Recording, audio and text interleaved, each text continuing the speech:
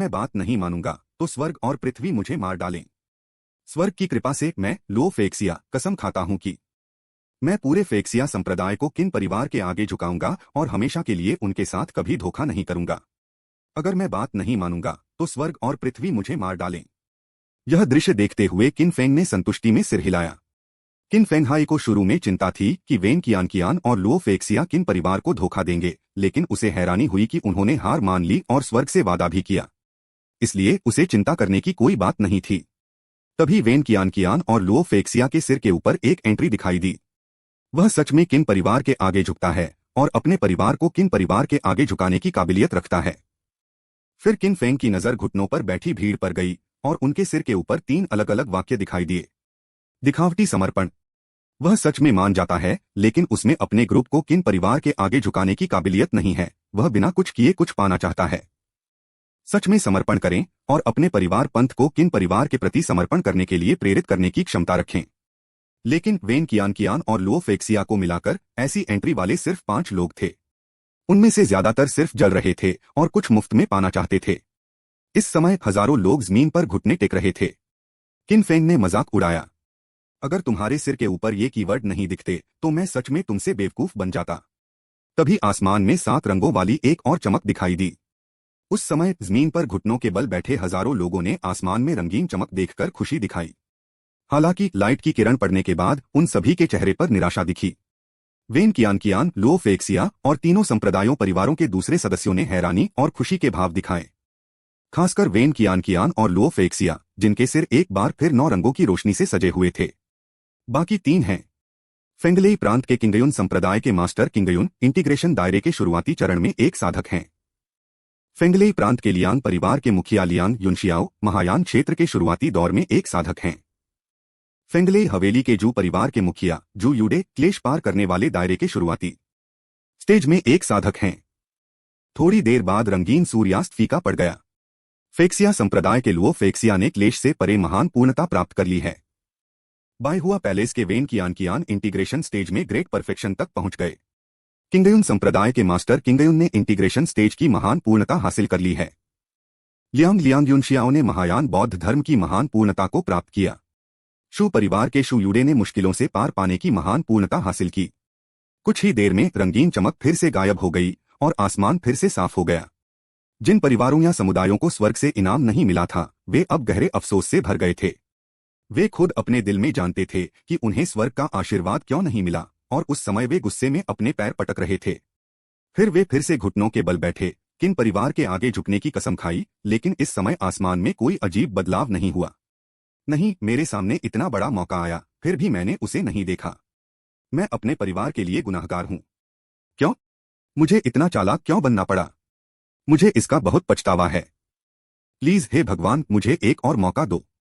अभी भी कुछ लोग बार बार खुद को थप्पड़ मार रहे हैं और माफी मांग रहे हैं। दुर्भाग्य से एक बार चूक गए तो चूक गए, वापस नहीं जा सकते। जैसा कि कहा जाता है, कुछ लोग खुश होते हैं जबकि दूसरे दुखी होते हैं। इस समय फेंगलेई प्रीफेक्चर की सभी सेनाएं जानती हैं कि भविष्य में फेंगलेई घाटी फेंगलेई स्वॉर्ड सेक्टर 100 फ्लावर्स पैलेस और लोक्सिया सेक्ट की होगी। जहां तक किंगयुन संप्रदाय की बात है, लियांग और शू परिवारों को भी हिस्सा मिलेगा, जबकि उनके अपने परिवार शायद केवल इन ताकतों के आगे झुक पाएंगे, क्योंकि किन परिवार उनके झुकने के लायक ही नहीं है। इस समय किन वुदाओ और दूसरे लोग जो ह्यूमन इमोर्टल रेल में आगे बढ़ चुके थे, बहुत खुश थे। फिर सबको देखते हुए उसने ठंडे स्वर में कहा, आप सबने मेरे किन परिवार की ताकत देखी है। आप सब जानते हैं कि क्या चुनना है। मैं आपको सलाह देता हूं कि कोई भी बेवकूफी भरा काम न करें, क्योंकि इसके नतीजे आपकी बर्दाश्त करने की ताकत से बाहर हैं। आओ कांगकियोंग, मेरा हुक्म सुनो। अब से फेंगलेई प्रीफेक्चर से जुड़े सभी मामले फेंगलेई स्वॉर्ड सेक्ट के हाथ में होंगे। अगर कोई गड़बड़ करने वाला मिले तो मेरे किन परिवार से पूछने की जरूरत नहीं है, बस उन्हें सीधे मार डालो। किन वुदाओं की बातें सुनकर एओ कांगकियोंग ने उत्साह से सिर हिलाया और फिर घुटनों के बल बैठ गया। आओ कांगकियोंग ने आदेश स्वीकार कर लिया है। नॉवल टैप 77 वापसी फसल। तांगरो ने एओ कांगकियोंग की ओर देखा, फिर wind and thunder immortal sword निकालकर उसे दे दी। वाइस सेक्ट मास्टर एओ, यह wind and thunder immortal sword wind and thunder sword sect की एक पवित्र चीज है। मैं अब इसे आपको सौंप रहा हूं। अब से आप wind and thunder sword sect के सेक्ट मास्टर होंगे। यह सुनकर एओ कैंगकियोंग और उसके पीछे wind and thunder sword sect के 200,000 साधक सभी घुटनों के बल बैठ गए और फिर बोले, सेक्ट मास्टर, आप हमारे wind and thunder sword sect का विश्वास हैं। Wind and thunder sword sect के सेक्ट मास्टर सिर्फ आपकी सेवा करेंगे। एओ कैंगकियोंग हमेशा सेक्ट मास्टर के पीछे ही चल सकते हैं। अगर सेक्ट मास्टर हट गए तो wind and thunder sword sect टूट जाएगा। किन वुदाओ मुस्कुराया और बोला, तांग रो को सेक्ट लीडर बनना बहुत मुश्किल लगता है और उसके पास चेन को कल्टीवेट करने के लिए ज्यादा एनर्जी नहीं है। आप wind and thunder sword sect को मैनेज कर सकते हैं। किन वुदाओ की बातें सुनने के बाद एओ कैंगकियोंग को पता चल गया कि तांग रो का सेक्ट लीडर के तौर पर इस्तीफा देना जरूरी है। उसने अपनी आंखें घुमाई और फिर कहा, सेक्ट मास्टर, अब से आप हमारे wind and thunder sword sect के सुप्रीम एल्डर क्यों नहीं बन जाते? आपको किसी भी चीज की चिंता करने की जरूरत नहीं है। हालांकि एओ कैंगकियोंग ने मन ही मन सोचा, एल्डर मुझे माफ करना, आपको मरे हुए इतने साल हो गए हैं। हम आपके बिना रह सकते हैं, लेकिन हम सच में सेक्ट लीडर टैंग के बिना नहीं रह सकते। इसके अलावा wind and thunder sword sect अब अपने सबसे शानदार दौर से आगे निकल गया है। अब आप शांति से आराम कर सकते हैं। मैं आपका ताबूत तियान्युआन शहर में छोड़ दूंगा। मुझे यकीन है कि आप इससे बहुत खुश होंगे, है ना? यह सुनकर तांग रो ने एक पल सोचा, फिर सिर हिलाया। ठीक है, तो मैं wind and thunder sword sect के सुप्रीम एल्डर के तौर पर सेवा करूंगा, लेकिन जब तक बहुत जरूरी न हो मुझे परेशान मत करना। तांग रो की सहमति सुनकर एओ कैंगकियोंग ने उत्साह से सिर हिलाया और कहा, बड़े हाँ हाँ। फिर एओ कैंगकियोंग ने मुड़कर अपने पीछे खड़े 2 lakh wind and thunder sword sect के साधकों को देखा और फिर कहा, तुम बदमाशों का झुंड हो, तुम इतने अनजान कैसे हो? जल्दी करो और सुप्रीम एल्डर को अपना सम्मान दो। नमस्ते सुप्रीम एल्डर। नमस्ते सुप्रीम एल्डर। तांग रो ने सिर हिलाया। इस समय किन वुदाओ ने कहा, चलो हमें भी वापस चलना चाहिए। ऐसा कहने के बाद किन वुदाओ ने जुआंटियन वॉरशिप निकाली और उसे हवा में फेंक दिया। किन परिवार के सदस्य उस पर उड़कर आ गए। फिर किन वुदाओ ने जुआंटियन वॉरशिप को टेलीपोर्टेशन एरे की ओर ले जाया। इस समय कांग बेमिन, जो छाया में छिपा हुआ था, ने देखा कि फेंगलेई मिशन ग्रुप ने अपना काम लगभग पूरा कर लिया था और फिर वह सीधे किन फैमिली इमोर्टल कोर्टयार्ड में टेलीपोर्ट हो गया। इस बीच 100 फ्लावर्स पैलेस के बैंक्वेट हॉल में किन परिवार के सदस्यों के जाने के बाद दूसरी सेनाएं भी एक के बाद एक जाने लगीं, लेकिन काओ यिंग नहीं गई। एल्डर काओ, क्या कुछ और है? इस समय वेन कियान ने मुस्कुराते हुए पूछा, आखिर काओ यिंग ह्यूमन इमोर्टल रेल में एक शक्तिशाली एक्सपर्ट थी, इसलिए उसे सावधान रहना होगा। काओ यिंग ने इस समय दिखावा नहीं किया, क्योंकि उसके पास जो कुछ भी था वह उसे किन परिवार ने दिया था। किन परिवार के बिना वह कुछ भी नहीं होती। किन परिवार का 100 फ्लावर्स वैली के साथ साफ तौर पर अच्छा रिश्ता था, खासकर तब जब 100 फ्लावर्स पैलेस का एक शिष्य किन परिवार के एक बड़े आदमी से नजरें मिला रहा था। वह जानती थी कि यह रिश्ता पक्का कोई आम रिश्ता नहीं था और 100 फ्लावर्स पैलेस का यह शिष्य भविष्य में किन परिवार में शादी कर सकता है। अगर चीजें वैसी ही होती जैसा उसने सोचा था, तो विंड एंड थंडर प्रीफेक्चर में 100 फ्लावर्स पैलेस की स्थिति मजबूत होती, वुफेंग वैली भी नहीं, यह एक अंडे के पत्थर से टकराने जैसा होता। काओ यिंग मुस्कुराया और बोला, पैलेस मास्टर वेन, क्या आपके पास अभी भी दावत की कोई शराब है? मैं इसे खरीदने के लिए ज्यादा कीमत देने को तैयार हूं, क्योंकि उसने वुफेंग वैली को किन परिवार के सामने झुकाने का वादा किया था और अब सबसे असरदार और सीधा तरीका सुप्रीम एल्डर को जीतना है। वुफेंग वैली के सुप्रीम एल्डर ह्यूमन इमोर्टल के आखिरी स्टेज में एक ताकतवर एक्सपर्ट हैं। अगर हम सिटी लॉर्ड के मैंशन को न गिने तो वुफेंग वैली बेशक नंबर 1 है। हालांकि क्योंकि सुप्रीम एल्डर की उम्र खत्म हो रही है, इसलिए वुफेंग वैली को 100 साल पहले सील कर दिया गया था और यह हाल ही में सामने आई है। लेकिन अगर उसे यह दिव्य शराब मिल जाती जो उम्र बढ़ा सकती है, तो वुफेंग घाटी को किन परिवार के आगे झुकने के लिए मनाना कम से कम 10 गुना आसान हो जाता। वेन कियान मुस्कुराया और बोला, ऐसा लगता है कि एल्डर काओ ने भी इस वाइन की खासियत को महसूस किया और उनकी नजर भी बहुत तेज है, जबकि हॉल में मौजूद दूसरे लोग मेरे 100 फ्लावर्स पैलेस की स्पिरिट वाइन को इसलिए कम आंकते थे क्योंकि वे बहुत ज्यादा उगाते थे। यह उनका अपना नुकसान है। काओ यिंग मुस्कुराया। इस समय वेन कियान ने ताली बजाई और लिऊ जुआन ने स्पिरिचुअल वाइन का एक बर्तन निकाला। यह वाइन पॉट एक स्पेशियल मैजिक आर्टिफैक्ट था। अगर कोई इसके अंदर की सारी वाइन पी ले तो उसकी उम्र कम से कम 100 साल बढ़ सकती थी। यह वाइन किसी की भी जिंदगी 100 साल बढ़ा सकती है। मुझे हैरानी है कि एल्डर काओ इसके लिए क्या कीमत चुकाने को तैयार हैं। लेकिन मैं यह वाइन सिर्फ किन परिवार की तरफ से बेच रहा हूं और सारा मुनाफा किन परिवार को जाएगा। यह सुनकर कि इससे किसी की उम्र 100 साल तक बढ़ सकती है, काओ यिंग ने बिना किसी हिचकिचाहट के कहा। मैं 2 मिलियन मिडग्रेड स्पिरिट स्टोन ऑफर करता हूं। मुझे हैरानी है कि क्या पैलेस मास्टर वेन खुश होंगे। काओ यिंग की बातें सुनकर वेन कियान हैरान रह गया। तियानक्सुआन कॉन्टिनेंट में 10,000 लो ग्रेड स्पिरिट स्टोन को सिर्फ एक मिड ग्रेड स्पिरिट स्टोन से बदला जा सकता था।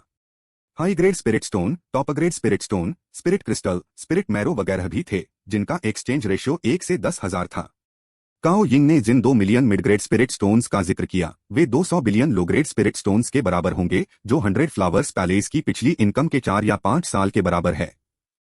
इसके अलावा यह कीमत किन बुदाओं की ओरिजिनल कीमत से कहीं ज्यादा थी, इसलिए वेन कियान तुरंत मान गए। जब काओ यिंग को वाइन मिली तो वह बहुत खुश हुई और मन ही मन सोचने लगी, इस वाइन के बर्तन से मुझे नहीं लगता कि सुप्रीम एल्डर को लालच आएगा। अगर आपको लालच आया तो वुफेंग वैली जरूर किन परिवार के आगे झुक जाएगी। कोई और रास्ता नहीं है। पैलेस मास्टर वेन, आपका बहुत बहुत धन्यवाद। मुझे उम्मीद है कि आप भविष्य में किन परिवार के सामने मेरे लिए अच्छी बात कहेंगे। मैं आपका बहुत आभारी रहूंगा। ऐसा कहने के बाद उन्होंने अपनी स्टोरेज रिंग से 10 एसेंशन पिल्स महायान साधना के बराबर निकाली, उन्हें वेन कियान को दे दी और फिर चले गए। इस समय किन फेंग ने अपने हाथ में क्रिस्टल बॉल को देखा।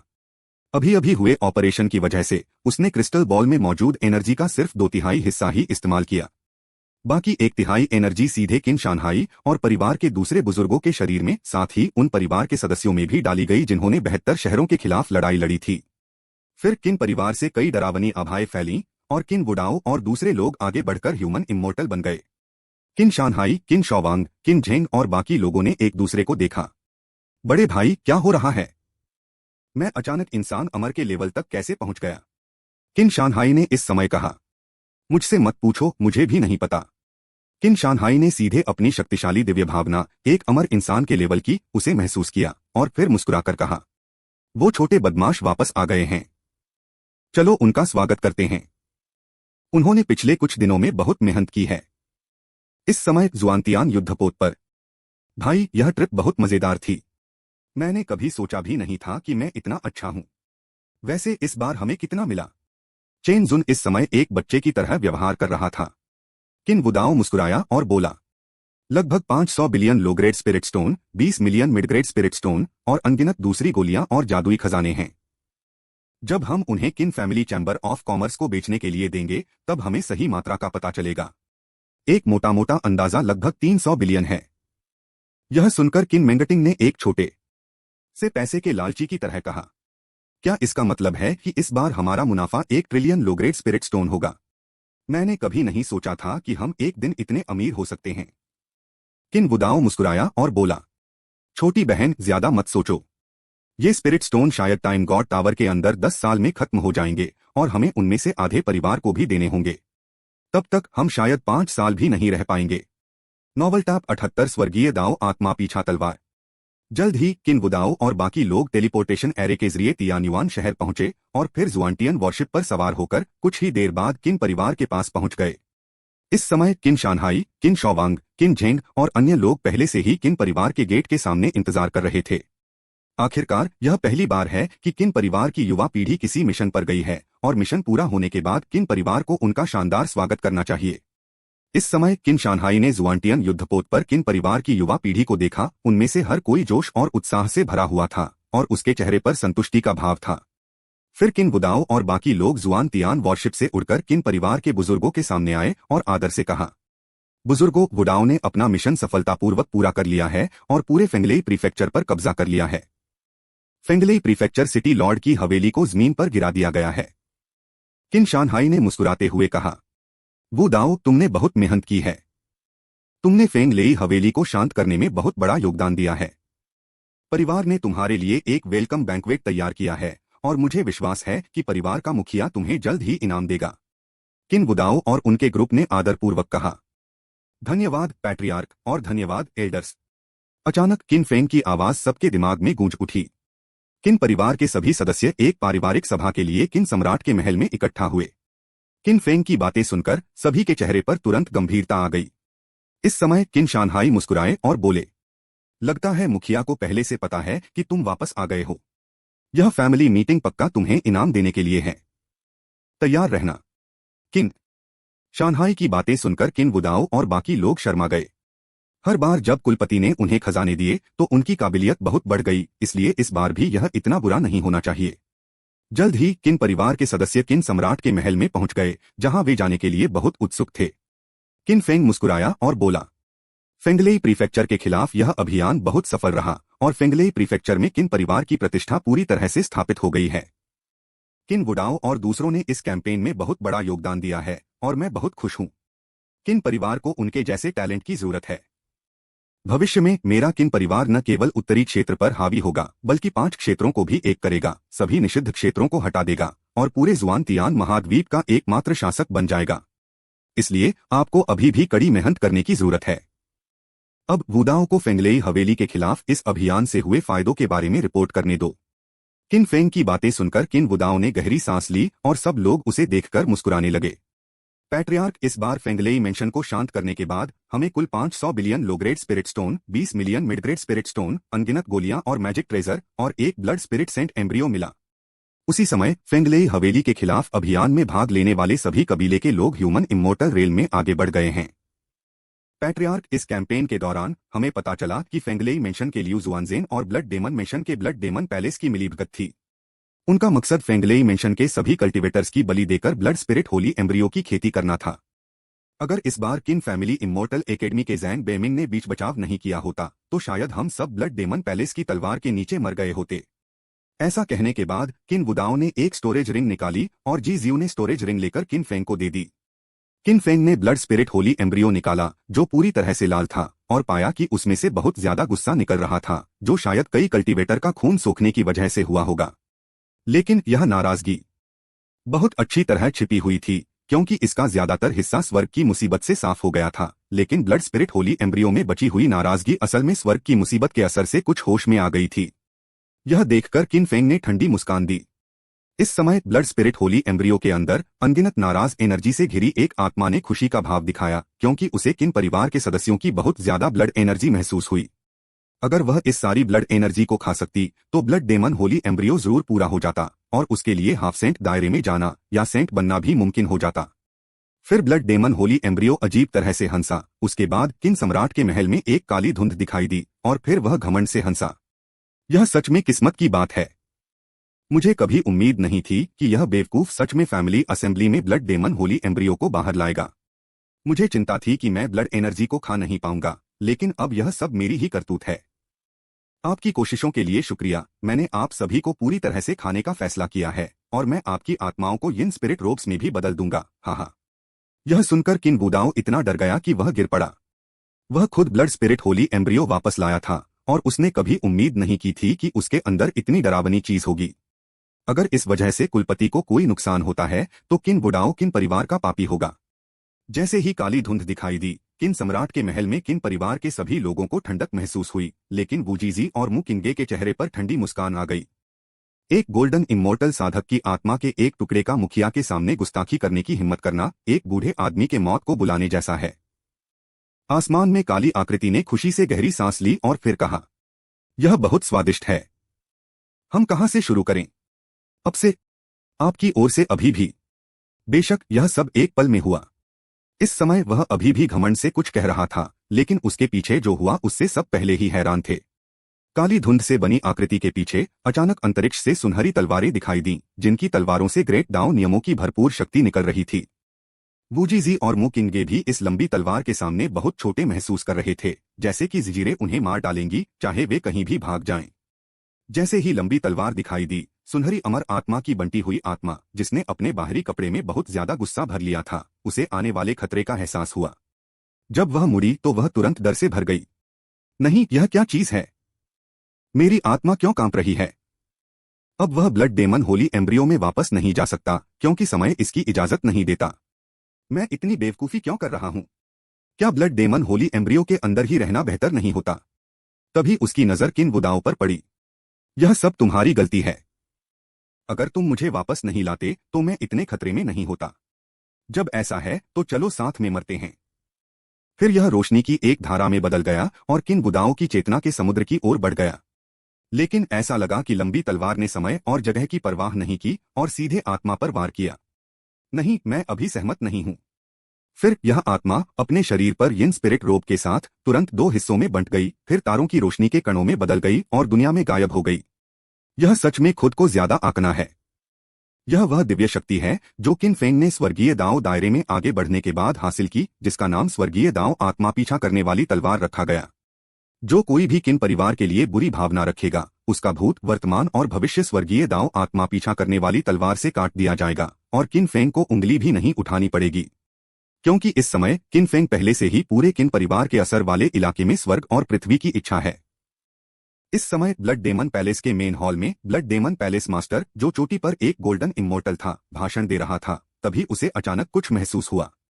जैसे ही उसने अपनी दिव्य शक्ति से उस जगह को देखा, उसका एक्सप्रेशन एकदम बदल गया। नॉवल टॉप 79 फेंगलेई हवेली का लेआउट। अचानक ब्लड डेमन पैलेस के ऊपर आसमान में एक बहुत बड़ा गैप दिखाई दिया, जैसे कि उसे किसी दिव्य हथियार से चीर दिया गया हो। अचानक उसने मुंह में खून थूक दिया, फिर उसकी आंखों में कभी न खत्म होने वाली ठंडक भर गई और उसने गुस्से से कहा, कौन था? किसने मेरी टूटी हुई आत्मा को मारा?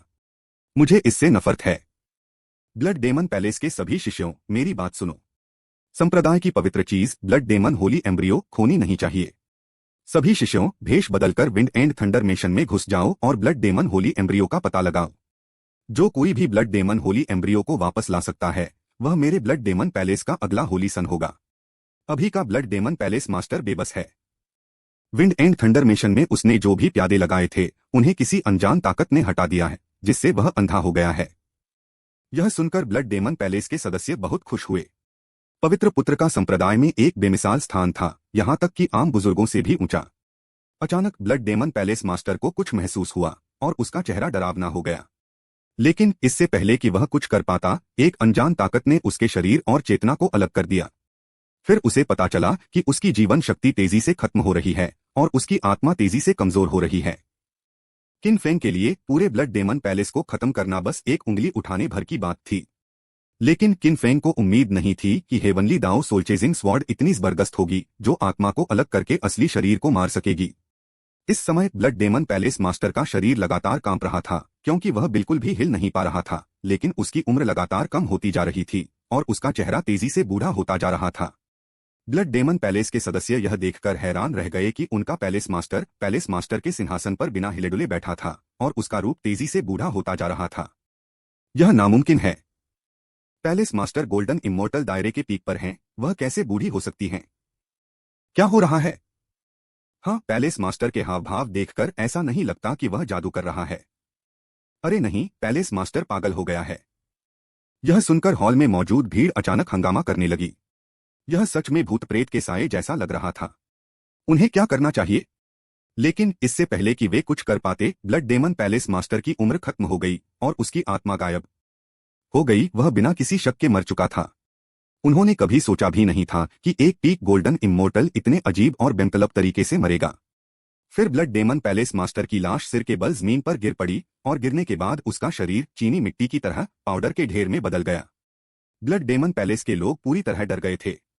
वे कल्टीवेटर थे, वे ऐसे अजीब तरह से कैसे मर गए? इसके अलावा पैलेस मास्टर एक पीक गोल्डन इमोर्टल था, पूरे शोझों में भी एक ताकतवर इंसान। अब महल का मालिक मर चुका है, लेकिन उन्हें यह भी नहीं पता कि उनका दुश्मन कौन है। अगर वह रहस्यमयी ताकत मुझे टारगेट कर रही है, तो क्या मैं चॉपिंग बोर्ड पर पड़ी मछली की तरह पूरी तरह से उनके रहम पर नहीं हो जाऊंगा? किन फेंग ने ब्लड डेमन पैलेस में जो कुछ भी हुआ वह सब देखा। किन फेंग ने उपहास किया, फिर मन ही मन सोचा, जब तक ब्लड डेमन पैलेस के लोग फेंगलेई प्रीफेक्चर में आने की हिम्मत करेंगे, चाहे वे कैसे भी भेष बदल लें, जब तक वे किन परिवार के इलाके में घुसेंगे, उन्हें जरूर आसमानी बिजली से सजा मिलेगी। मैं तुम्हें बता रहा हूं। अपने विचारों को पीछे खींचते हुए किन फेंग ने अपने हाथ में ब्लड स्पिरिट होली एम्ब्रियो को फिर से देखा, फिर उसके अंदर बची हुई नाराजगी को पूरी तरह से मिटा दिया, यह पक्का करते हुए कि यह किसी और के इस्तेमाल के लिए कोई छिपा हुआ खतरा न छोड़े। वो दाओ, यह ब्लड स्पिरिट होली एम्ब्रियो तुम्हें ब्लड सी डिवाइन टेक्निक सीखने और ब्लड सी अवतार को गाढ़ा करने में बहुत मदद करेगा, इसलिए मैं इसे तुम्हें दे दूंगा। किन वुदाओ एक पल के लिए हिचकिचाया, लेकिन किन फेंग मुस्कुराया और कहा, मैंने इस ब्लड स्पिरिट होली एम्ब्रियो के अंदर से गुस्सा पूरी तरह से निकाल दिया है, ताकि आप बिना किसी चिंता के चेन बनाने पर ध्यान दे सकें। किन फेंग की बातें सुनकर किन वुदाओ का चेहरा हैरानी से चमक उठा और फिर उसने कहा, मैं परिवार के मुखिया को ब्लड स्पिरिट होली एम्ब्रियो देने के लिए धन्यवाद देता हूं। अब से मैं चेन को आगे बढ़ाने की पूरी कोशिश करूंगा और किन परिवार की इज्जत को खराब नहीं करूंगा। किन फेंग ने सिर हिलाया, फिर अपने हाथ में स्टोरेज रिंग को देखा जो फेंगलेई हवेली के खिलाफ इस अभियान का इनाम था। फिर किन फेंग ने किन फैमिली चैम्बर ऑफ कॉमर्स के किन झेंग और किन फैमिली ऑक्शन हाउस के किन बाओ को देखा। तीसरे अंकल, चौथे अंकल, आप इस स्टोरेज रिंग में रखी चीजों को संभाल सकते हैं। मैं इसमें दखल नहीं दूंगा कि उन्हें कैसे डिस्पोज किया जाता है। लेकिन अब समय आ गया है कि किन फैमिली चैम्बर ऑफ कॉमर्स और किन फैमिली ऑक्शन हाउस तियान्युआन शहर से आगे बढ़कर फेंगलेई प्रीफेक्चर या शुओझो तक फैल जाएं। बाकी बातों पर आप आपस में बात कर सकते हैं। यह फैमिली मीटिंग अब पोस्टपोन हो गई है। यह कहने के बाद किन फेंग किन सम्राट के महल से चले गए। किन फेंग के जाने के बाद बाकी किन परिवार ने फिर से इस पर चर्चा शुरू कर दी। तीसरे भाई, चौथे भाई, अपनी स्टोरेज रिंग्स दे दो। मेरे किन परिवार का खजाना अभी बहुत खाली है और इसे बढ़ाने के लिए कुछ खजानों की जरूरत है। तुम्हें कोई एतराज नहीं है ना? इस समय किन शानहाई मुस्कुराए और बोले, भाई यह अच्छा आइडिया नहीं है। मैं किन फैमिली चैम्बर ऑफ कॉमर्स की परफॉर्मेंस बढ़ाने के लिए इन जादुई खजानों पर भरोसा कर रहा हूं। अगर तुम इन्हें ले लोगे तो हमारा chamber of commerce Fenglei prefecture market में कैसे आएगा? अगर पैट्रियार्क हमें दोषी ठहराते हैं तो मैं इसके नतीजे नहीं झेल सकता। किन बाओ ने इस समय कहा। किन शानहाई को लगा कि यह बात सही है। एक बार जब किन फैमिली चैम्बर ऑफ कॉमर्स और किन फैमिली ऑक्शन हाउस बड़े और मजबूत हो गए तो क्या यह डर रहेगा कि किन फैमिली का खजाना खाली हो जाएगा? यह किन बाओदाव है। भाई, मुखिया की इच्छा के अनुसार भविष्य में किन परिवार का ऑक्शन हाउस और किन परिवार का चैम्बर ऑफ कॉमर्स पूरे शुओझो में खोला जाएगा। अगर ऐसा हुआ तो किन परिवार काफी नहीं होगा। हम भी बाहर वालों पर भरोसा नहीं करते। क्या आपके पास कोई अच्छा सुझाव है? किन बुदाओ ने एक पल सोचा, फिर कहा, लगता है कि विदेश में रह रहे किन परिवार के सदस्यों को वापस लाने का समय आ गया है। फिर उसने किन वांगदाओ से कहा, दूसरे भाई, एसेंशन सिटी प्रोजेक्ट कैसा चल रहा है? किन वांग मुस्कुराया और बोला, भाई चिंता मत करो, सब कुछ तैयार है और हम जल्द ही शुरू कर पाएंगे। उस समय सभी लोग आकर असेसमेंट में हिस्सा ले सकते हैं। किन शानहाई ने इस समय कहा, अब सबसे जरूरी काम यह है कि मेरे किन परिवार के सभी सदस्यों को किन परिवार में वापस लाया जाए और उन्हें कुछ समय के लिए डेंगशियान शहर में बसाया जाए और परिवार के मुखिया के आगे के इंतजाम का इंतजार किया जाए। मैं इस मामले को संभाल लूंगा। इन कबीले के लोगों के जुड़ने से मेरे किन परिवार की ताकत और संख्या जरूर बढ़ती रहेगी और फिर लोगों की कमी की कोई समस्या नहीं होगी। जल्द ही सब लोग एक समझौते पर पहुंच गए और तांगरो और चेनजुन अपने घर के सफर पर निकल पड़े और अपने माता पिता को किन फैमिली इमोर्टल कोर्टयार्ड में ले आए ताकि वे अपने बुढ़ापे का मजा ले सकें। हालांकि किन फेंग की दिव्य भावना जल्दी ही किन शानहाई के मन में प्रवेश कर गई। पिताजी, किन परिवार के सदस्यों को घर लाने की बात मुझ पर छोड़ दीजिए। मैं भी बाहर घूमना चाहता हूँ। हर दिन घर पर रहने से मुझे लगता है कि मैं ऊब गया हूँ। किन फेंग की बातें सुनकर किन शानहाई ने सिर हिलाया। लगता है फेंगर खुद एक्शन लेने वाला है। फेंगर के शामिल होने से जल्द ही किन परिवार के सभी सदस्य वापस आ जाएंगे। इस बीच किन परिवार के बैकयार्ड में किन फेंग एक रिक्लाइनर पर बैठे और जी जियू से कहा, शियाओ यू, मेरे साथ आओ। किन फेंग की बातें सुनकर जी जियुए ने खुशी से कहा, हाँ युवा मालिक, मैं आखिरकार बाहर जाकर आपके साथ खेल सकता हूँ। नॉवल टॉप 80 नश्वर लोक में उतरना। इस समय नश्वर लोक में किन परिवार के मुख्य हॉल के अंदर कुलपति किन किलिंग कुलपति के सिंहासन पर शान से बैठे थे जबकि बाकी लोग लिविंग रूम के दोनों ओर बैठे थे। आज किन परिवार की सालाना फैमिली मीटिंग है और हर कोई पिछले साल की अपनी प्रोग्रेस की रिपोर्ट दे रहा है। कुलपति, पिछले साल किन परिवार की सालाना इनकम 400,000 टैल सोना थी। परिवार के हर 5वें लेवल के बॉडी टैंपरिंग गार्डियन को हर साल 100,000 टैल की जरूरत होती है। परिवार का कुल खर्च 250,000 टैल था और नेट प्रॉफिट 50,000 टैल था। कुलपति, किन परिवार में अभी कुल 500,000 सदस्य हैं। पिछले साल 20,000 बच्चे पैदा हुए लेकिन उनमें से किसी में भी साधना की काबिलियत नहीं है। पैट्रियार्क सन परिवार के हमलों की वजह से किन परिवार का असर कम होता जा रहा है। अभी इसका दायरा सिर्फ 200 मील है। अगर ऐसा ही चलता रहा तो किन परिवार को इस साल बड़ी मुश्किलों का सामना करना पड़ेगा। सन परिवार के पास बॉडी टैंपरिंग दायरे के 8वें लेवल पर एक बुजुर्ग है और हमारे पास वापस लड़ने की कोई ताकत नहीं है। यह सुनकर किन किलिंग ने रूखेपन से कहा, क्या आपने इस बारे में परिवार से संपर्क किया है? इस समय कबीले के एक सदस्य ने गहरी आवाज में कहा, मास्टर, मैंने पहले ही लोगों को मुख्य परिवार से संपर्क करने के लिए भेज दिया है, लेकिन मैंने जितने भी लोगों को भेजा था उनसे संपर्क टूट गया है और मैं अभी तक मुख्य परिवार तक नहीं पहुंच पाया हूं। इसी समय किन परिवार का एक गार्ड दौड़कर अंदर आया। मास्टर, कुछ बहुत बुरा हुआ है। सन परिवार हमारे किन परिवार की दुकान में परेशानी खड़ी कर रहा है और वे अभी उसमें तोड़फोड़ कर रहे हैं। किन किलिंग ने इस समय गुस्से में कहा, यह बर्दाश्त के बाहर है। सन परिवार, तुमने मेरे किन परिवार को परेशान करने की हिम्मत की। अगर आज मेरी मौत भी हो जाए तो मैं तुम्हारा एक दांत तोड़ दूंगी। इस समय किन फेंग ने किन परिवार के सदस्यों का पता लगाने के लिए अपने ब्लड लाइन सेंस का इस्तेमाल किया। फिर वह जी जियू को लेकर सीधे शून्य में विलीन हो गया। जब वे वापस आए तो वे पहले से ही मौत की दुनिया के एक बड़े शहर में थे। इस समय व्यस्त सड़क पैदल चलने वालों से भरी हुई थी। स्टीम्ड बंस बेच रहे हैं। ताजे स्टीम्ड बड़े मीट बंस, हर एक के 2 कॉइन। आओ और देखो, यह पहाड़ों की गहराई से खोदा गया 100 साल पुराना जिनसेंग है। इसे खाने से तुम्हारी उम्र बढ़ जाएगी। यह सिर्फ 10 टैल सोना है। सब लोग आ जाओ, हमारा रेस्टोरेंट आज खुल रहा है और सभी डिशेज और ड्रिंक्स पर 50% की छूट है। एक तरफ खड़े होकर जी जियू ने हलचल भरी सड़क को देखा। हालांकि यह दुनिया का सबसे निचला लेवल था, लेकिन यह रोजमर्रा की जिंदगी के जिंदादिल माहौल से भरा हुआ था। शायद इसलिए कि मैं इतने लंबे समय से चेन रिपेयर करने में बिजी रहा हूं, इस तरह के माहौल में रहने से मुझे रिलैक्स करने में मदद मिल सकती है। युवा मालिक, यहाँ एक रेस्टोरेंट है, चलो अंदर चलते हैं और बैठते हैं। किन फेंग ने रेस्टोरेंट पर नजर डाली, जिसका नाम किन फैमिली रेस्टोरेंट था। यह जरूर दुनिया में किन परिवार की प्रॉपर्टी होगी। ठीक है, चलो अंदर जाकर बैठते हैं और अपनी भूख मिटाने के लिए इस नश्वर खाने का अनुभव करते हैं। जैसे ही हम गेट पर पहुंचे, दरवाजे पर खड़ा नौकर मुस्कुराया। बोला, किन फैमिली रेस्टोरेंट में आपका स्वागत है जेंटलमैन। आज हमारी ग्रैंड ओपनिंग है और सभी डिशेस पर 50% की छूट है। हमारे पास एक लकी ड्रॉ भी है। मुझे यकीन है कि आपको अपना खाना पसंद आएगा। जी जियू मुस्कुराई और बोली, मेरे युवा मालिक के लिए एक प्राइवेट कमरे का इंतजाम करो। फिर उसने नौकर को एक घटिया किस्म का स्पिरिट स्टोन दिया। नौकर की आंखें उस घटिया स्पिरिट स्टोन को देखते ही चौड़ी हो गईं। मैंने कभी नहीं सोचा था कि मैं एरगॉजी एक दिन मशहूर स्पिरिट स्टोन देखूंगा। यह एक स्पिरिट स्टोन है। एक पत्थर बहुत कीमती है। क्या वे कल्टीवेटर हो सकते हैं?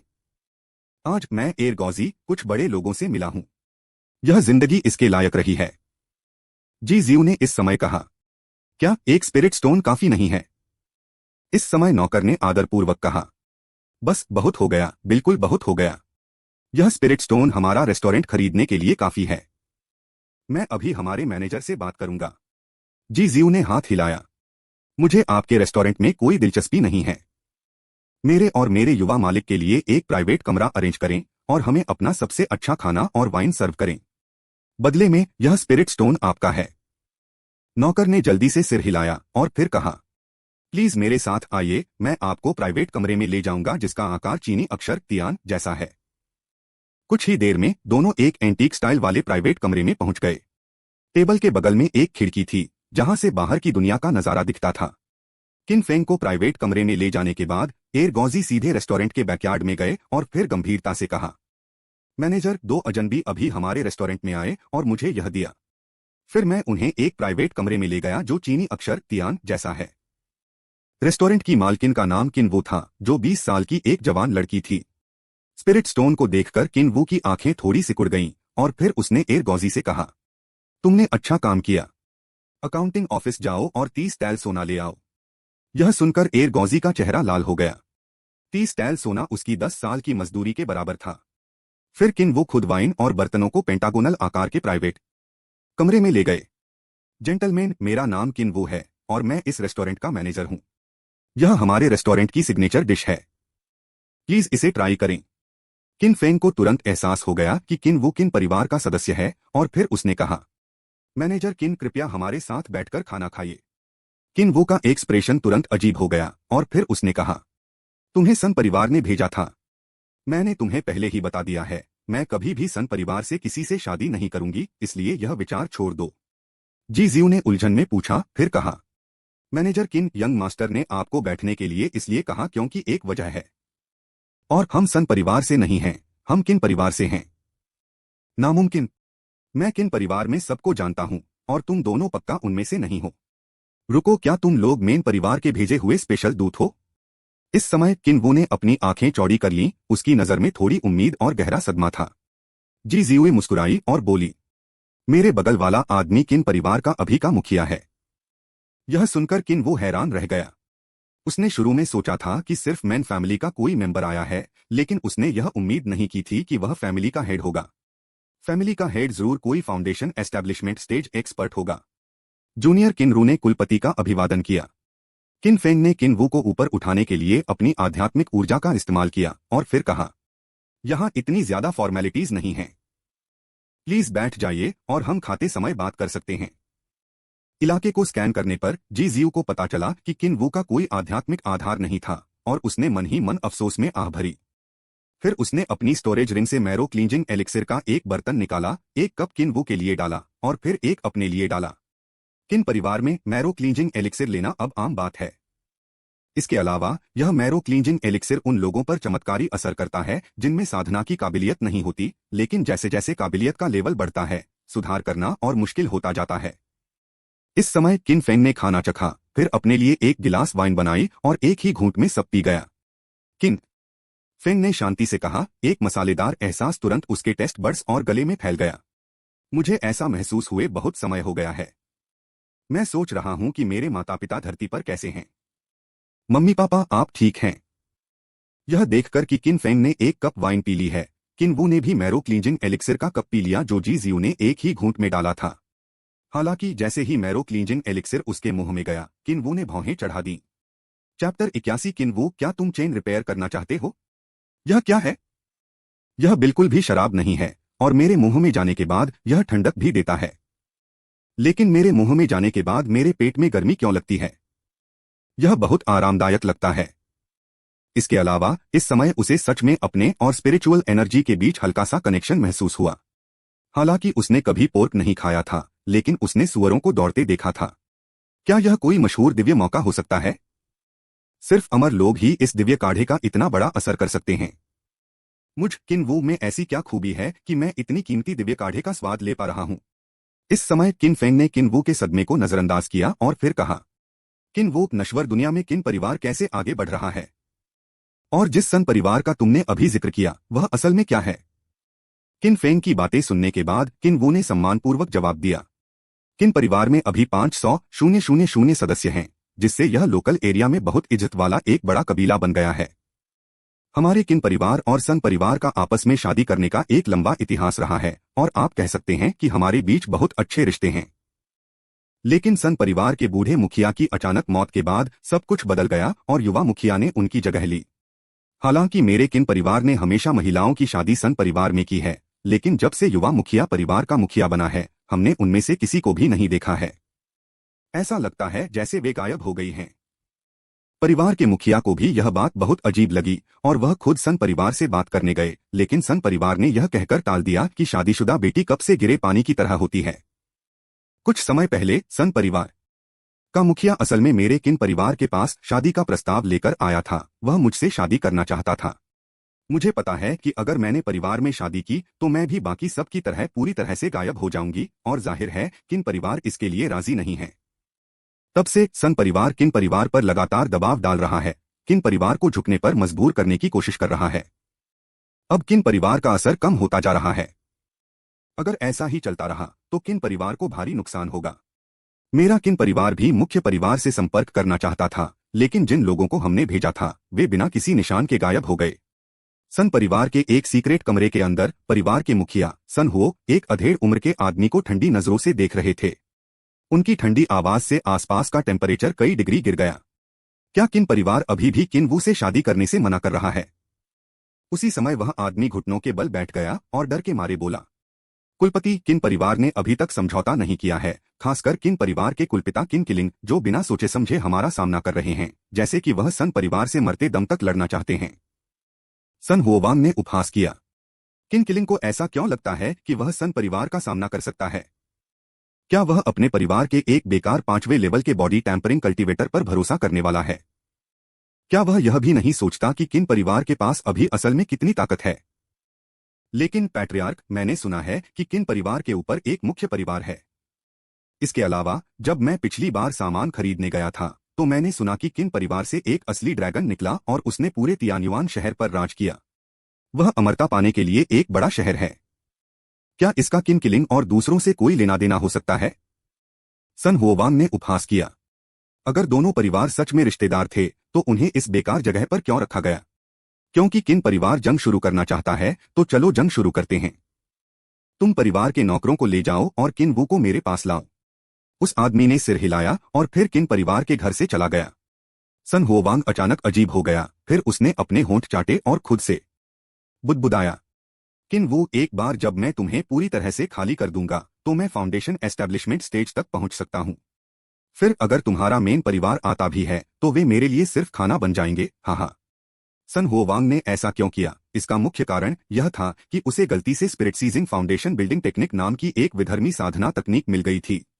इस तकनीक में 99 महिलाओं की मूल यिन एनर्जी को सोखने की जरूरत होती है और आखिरी महिला को सफल होने के लिए एक यिन साल, यिन महीने और यिन घंटे में एक बहुत ज्यादा यिन शरीर में पैदा होना चाहिए।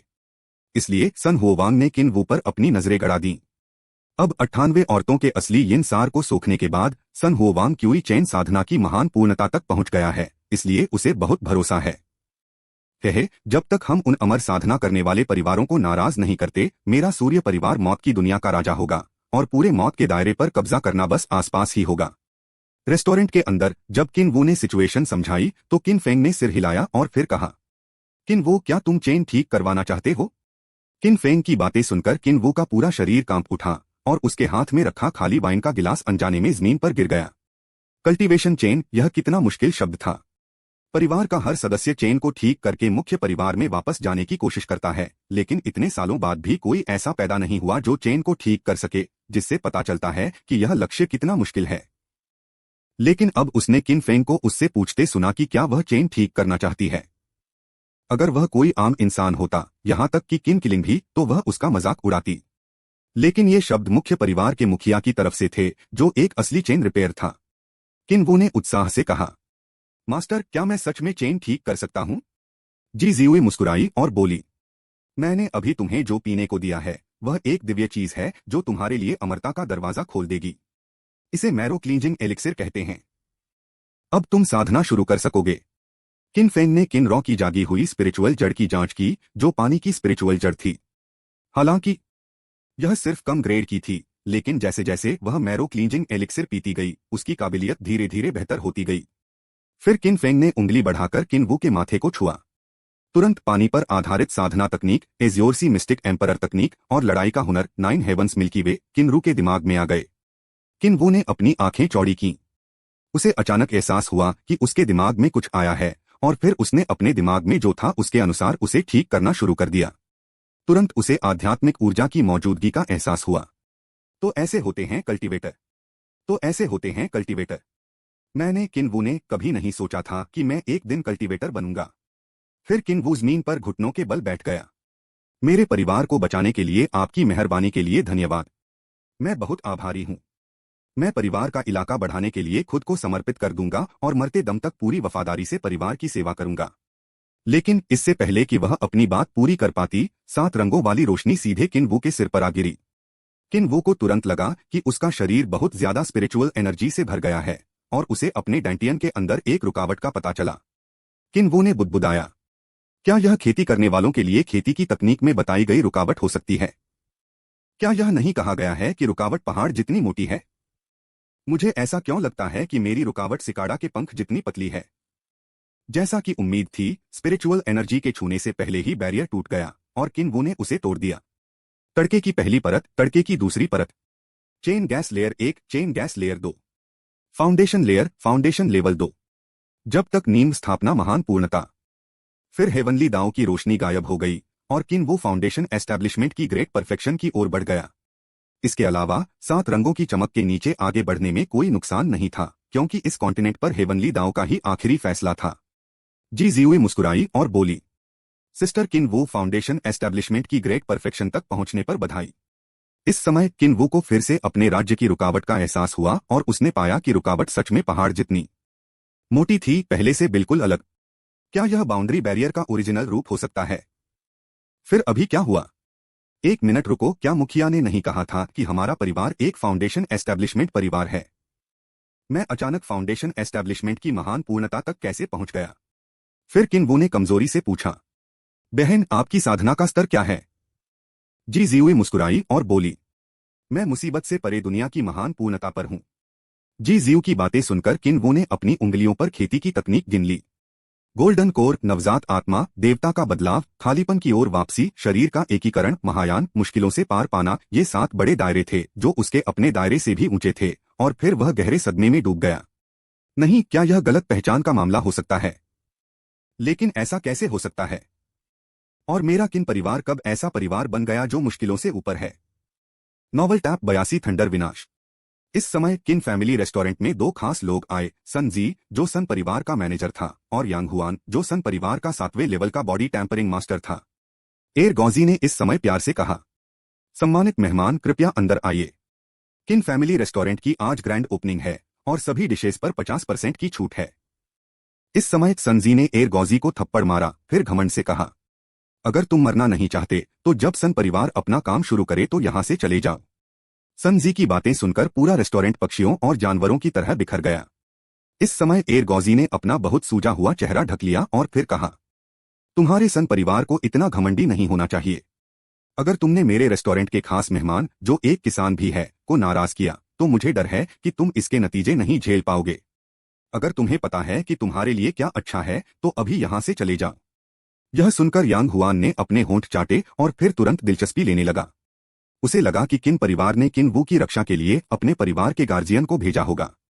अगर वह आज किन परिवार के गार्जियन का मामला सुलझा सके तो क्या यह एक बड़ी कामयाबी नहीं होगी? यह सुनकर कि रेस्टोरेंट में कल्टीवेटर हैं, सनजी डर के मारे तुरंत पीछे हट गया।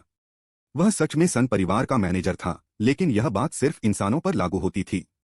अगर उसका सामना कल्टीवेटर से होता तो वह कुछ भी नहीं था। लेकिन यांग हुआन के अपने पास होने के ख्याल से ही उसे तुरंत फिर से ठीक महसूस होने लगा। एक रेस्टोरेंट का वेटर सच में बहुत घमंडी है। मैं तुम्हें एक मौका देता हूं कि तुम जाकर अपने रेस्टोरेंट के पीछे वाले किसान को बुलाओ, नहीं तो मैं पक्का करूंगा कि तुम अभी एक बुरी मौत मरो। सन जी की बातें सुनकर एर गौजी जल्दी से बड़े प्राइवेट कमरे में घुसा, फिर दरवाजे पर इज्जत से खड़ा होकर बेचैनी से बोला, मैनेजर, कुछ बहुत बुरा हुआ है। सन जी, सन परिवार का मैनेजर, हमारे रेस्टोरेंट में परेशानी खड़ी कर रहा है। पेंटहाउस के कमरे में बैठे किन वू ने माफी मांगते हुए कहा, मास्टर, मेरी बदतमीजी माफ करें। मैं नीचे जाकर इन बदमाशों से निपटूंगा ताकि आपकी शांति भंग न हो। किन फेंग ने सिर हिलाया और किन वू तुरंत खड़ा हुआ और प्राइवेट कमरे से बाहर चला गया, जिसका आकार चीनी अक्षर तियान जैसा था। दुकानदार, आप अकेले बाहर आए हैं। सीनियर, क्या आप हमारी मदद नहीं करना चाहते? सन परिवार अपने साथ एक रिटेनर लाया था और वे आपको लेने आए हैं। दुकानदार, तुम जल्दी से पीछे के दरवाजे से बाहर निकल जाओ, मैं उन्हें रोक लूंगा। किन वो मुस्कुराया और बोला, एर गौजी, क्या तुम्हें मरने से डर नहीं लगता? एर गौजी ने इस समय आदरपूर्वक कहा, मिस, मैं 3 साल से आपको फॉलो कर रहा हूं। आपने मुझे उम्मीद दी, मेरी माँ की बीमारी ठीक की और उन्हें अपना बुढ़ापा शांति से जीने दिया।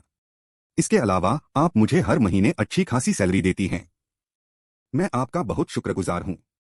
अब जब मिस मुसीबत में हैं, तो मैं, एर गौजी, एक कुत्ता बन जाऊंगा और मिस की जान बचाने के लिए उनसे लिपटकर मर जाऊंगा। एर गौजी वो था जिसकी किन वू ने यूं ही मदद की थी। जब एर गौजी भिखारी बन गया तो किन वू ने उसे अपने पास रख लिया, उसे खाना और कपड़े दिए, लेकिन किन वू ने बदले में कुछ नहीं मांगा। हालांकि सच कहूं तो एर गौजी की दिल से निकली बातों ने किन वू को थोड़ा भावुक कर दिया। किन वू मुस्कुराया और बोला, चिंता मत करो, अगर सन परिवार परेशानी खड़ी करने आया तो मैं पक्का करूंगा कि वे जिंदा न निकलें। एर गौजी किन वू की दबंग बातों से हैरान रह गया। दुकानदार ने ऐसा दबंग रूप कब दिखाया? जल्द ही किन वू पहली मंजिल पर लॉबी में पहुंच गया। सन जी ने मुस्कुराते हुए कहा, तो यह आपके रेस्टोरेंट के पीछे का कल्टीवेटर है? किन परिवार कब कल्टीवेटर बन गया? मुझे कोई आइडिया नहीं था। हाँ, आपको नहीं लगता कि आप मुझे किसी नकली कल्टीवेटर से बेवकूफ बना सकते हैं, है ना? किन वू, मेरी बात मानकर मेरे साथ सन परिवार के पास वापस आ जाओ, नहीं तो पूरा किन परिवार तुम्हारे साथ दफना दिया जाएगा। किन वू ने इस पल उपहास किया। कितना घमंड है! तुम्हें लगता है कि तुम किसी बदसूरत, बिगड़े हुए इंसान को यहां लाकर किन परिवार को टक्कर दे सकते हो? कितनी मजाकिया बात है। मिसफिट शब्द सुनकर लियूशी चौंक गई। किन वू सन परिवार के 7वें लेवल के बॉडी टैंपरिंग साधकों में से पहला था जिसे मिसफिट माना गया था। बहुत अच्छा, भले ही तुम ही वो इंसान हो जिसे परिवार के मुखिया ने चुना है। मैं आज तुम्हें सबक सिखाऊंगा और बताऊंगा कि फूल इतने लाल क्यों हैं। एरगॉजी ने किनारे से सुना, उसका दिल रोलर कोस्टर की तरह धड़क रहा था। क्या उस लड़की ने आज गलत दवा ले ली थी? उसकी हिम्मत कैसे हुई ऐसी बातें कहने की? उनके सामने बैठा सन परिवार का नौकर एक सच्चा साधक था। Python bull overlord fist. अचानक यांग हुआन के शरीर से एनर्जी की एक लहर निकली और एरगॉजी और सन जी तुरंत इस प्रेशर में घुटनों के बल बैठ गए। पहले किनवू यांग हुआन के ऑरा का सामना बिल्कुल नहीं कर पाता था, लेकिन अब किनवू एक पीक फाउंडेशन एस्टेब्लिशमेंट कल्टीवेटर है। क्या बॉडी टैंपरिंग कल्टीवेटर का प्रेशर किनवू के सामने मजाक नहीं है? फिर किनवू ने ध्यान से अपनी ताकत पर कंट्रोल किया और उसकी मुट्ठी यांग हुआन की मुट्ठी से टकरा गई। लेकिन उसने अपने फाउंडेशन एस्टेब्लिशमेंट परफेक्शन की ताकत को कम आंका। जैसे ही उसने अपना मुक्का मारा, उसका ऑरा लीक हो गया और यांग हुआन इस ऑरा से इतना डर गया कि उसने सोचने की ताकत खो दी। मैंने उसे डर के मारे बस इतना कहते सुना, तुम दूसरों को बेवकूफ बनाने के लिए कमजोर होने का नाटक कर रहे थे। इससे पहले कि वह अपनी बात पूरी कर पाता, किनवू की मुट्ठी से यांग हुआन तुरंत कीमे के ढेर में तब्दील हो गया, जिससे सुनशी पर खून और कीचड़ फैल गया। यह देखकर सन जी हैरान रह गई। एक लेवल 7 बॉडी टैंपरिंग एल्डर को असल में किनवू ने एक ही मुक्के में मार डाला था। क्या सन परिवार लगातार किन परिवार पर दबाव डालकर मौत को दावत नहीं दे रहा था? किनवू ने अपना कुछ प्रेशर छोड़ा, जिससे सन जी तुरंत जमीन पर गिर गया और वह हिल नहीं सका। किनवू ने ठंडे स्वर में कहा, किन परिवार की वे सभी औरतें कहाँ चली गईं, जिन्होंने तुम्हारे सन परिवार में शादी की थी? वे क्यों गायब हो गईं? तुमने असल में क्या किया? अगर तुमने मुझे सच नहीं बताया तो मैं तुम्हें भी कीमा बना दूंगी। उस समय किन फेंग की आवाज सीधे किनवू के दिमाग में आई। इन लोगों के साथ बातें क्यों बर्बाद करें? चलो बस उनकी आत्मा की खोज करें। किन फेंग की बातें सुनकर किनवू ने किन फेंग के दिए मंत्र का पालन करते हुए अपना एक हाथ सन जी के सिर पर रखा। सन जी की आंखें पीछे की ओर मुड़ गईं और उसके मुंह से झाग निकलने लगा। जैसे जैसे किनवू ने सन जी की यादें ताजा की, उसका चेहरा और ठंडा होता गया। फिर उसके हाथ के जोरदार मूवमेंट से सन जी का सिर तरबूज की तरह फट गया। एरगॉजी हैरान रह गया, पूरी तरह हैरान। उसे अंदाजा नहीं था कि दुकानदार इतना ताकतवर है। क्या उसका पहले का सुझाव यह नहीं था कि सुनजी और दूसरों को रोककर दुकानदार को मजाक से बचने का मौका दिया जाए? उस समय एरगॉजी सच में जमीन में कोई दरार ढूंढकर उसमें घुसना चाहता था। यह बहुत शर्मनाक था, बस बहुत शर्मनाक। लेकिन फिर उसने इस बारे में दोबारा सोचा और महसूस किया कि उसकी जवान लड़की असल में एक असली चेन कल्टीवेटर थी और सन परिवार के चेन कल्टीवेटर से कहीं बेहतर थी। उसके अंदर गर्व की भावना उमड़ पड़ी। हाँ, मैं एरगॉजी भी भविष्य में किसानों की सेवा करने वाला व्यक्ति बनूंगा। वह सोच सकता था कि जल्द ही वह कितना शानदार बन जाएगा। इस समय किनवू एक बार फिर तियान कैरेक्टर के आकार के साथ प्राइवेट रूम में पहुंचा। किन फेंग ने एक गिलास वाइन पी और फिर कहा, किनवू, मैं अब नश्वर लोक में किन परिवार के मामलों में दखल नहीं दूंगा। तुम्हें ये मामले जल्द से जल्द खुद ही सुलझाने होंगे। अब से 3 दिन बाद पूरा किन परिवार कबीले में वापस आ जाएगा।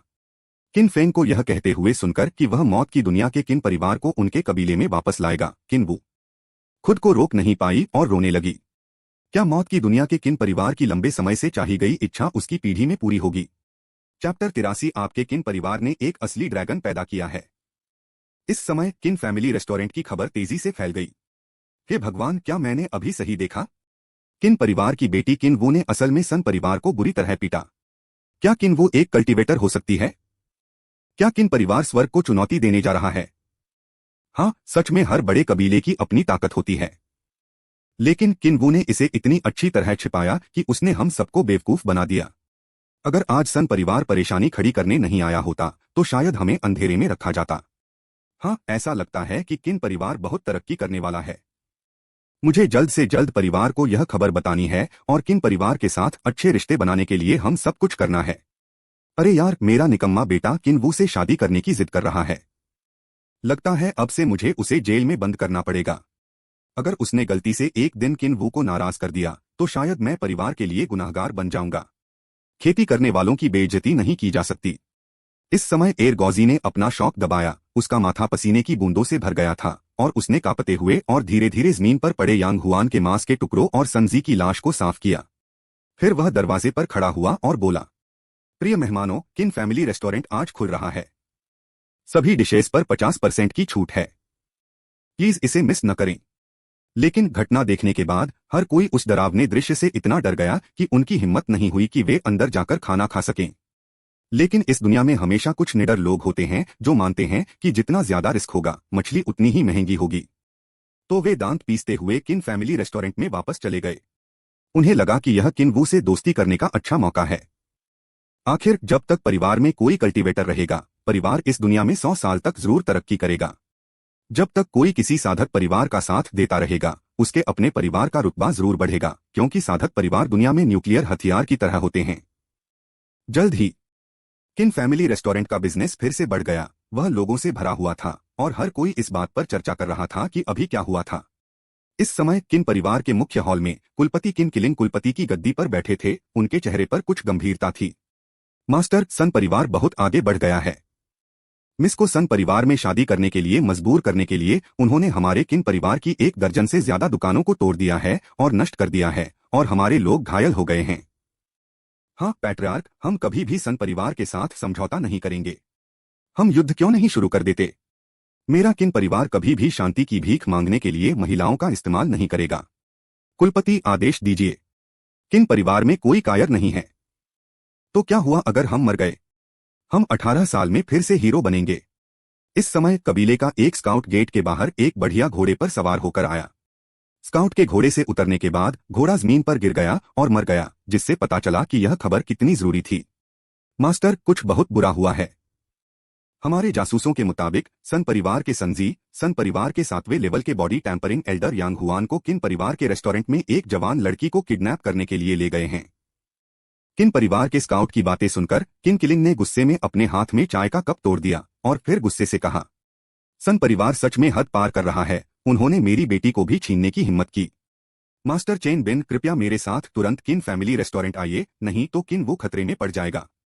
चेन बिन ने अपने हाथ जोड़े और कहा, यांग हुआन बॉडी टैंपरिंग के 7वें लेवल पर एक मार्शल आर्टिस्ट है और मैं सच में उसका मुकाबला नहीं कर सकता। लेकिन मैंने मिस को बड़ा होते देखा है।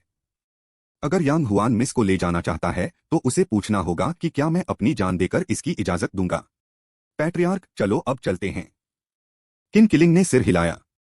अब वह सिर्फ चेन बिन पर भरोसा कर सकती थी। हालांकि उसे नतीजा नहीं पता था, फिर भी उसे कोशिश तो करनी ही थी। रिपोर्टिंग पैट्रियार्क, वांग और झाओ परिवारों के मुखिया मिलने आए हैं। किन किलिंग ने भौहें चढ़ाकर शांति से कहा।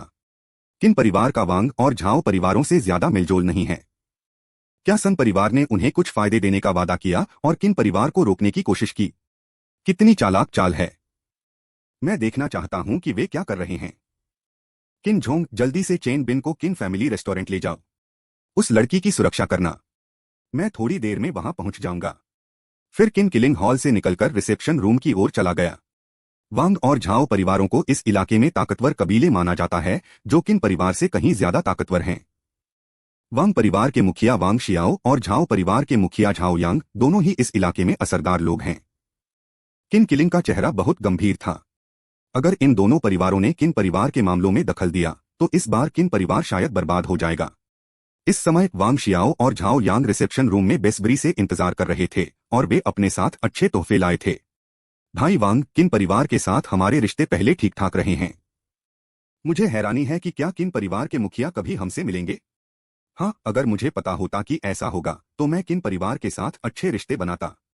हाँ, इस पर कौन बहस कर सकता है। इसी समय किन किलिंग लिविंग रूम में आई।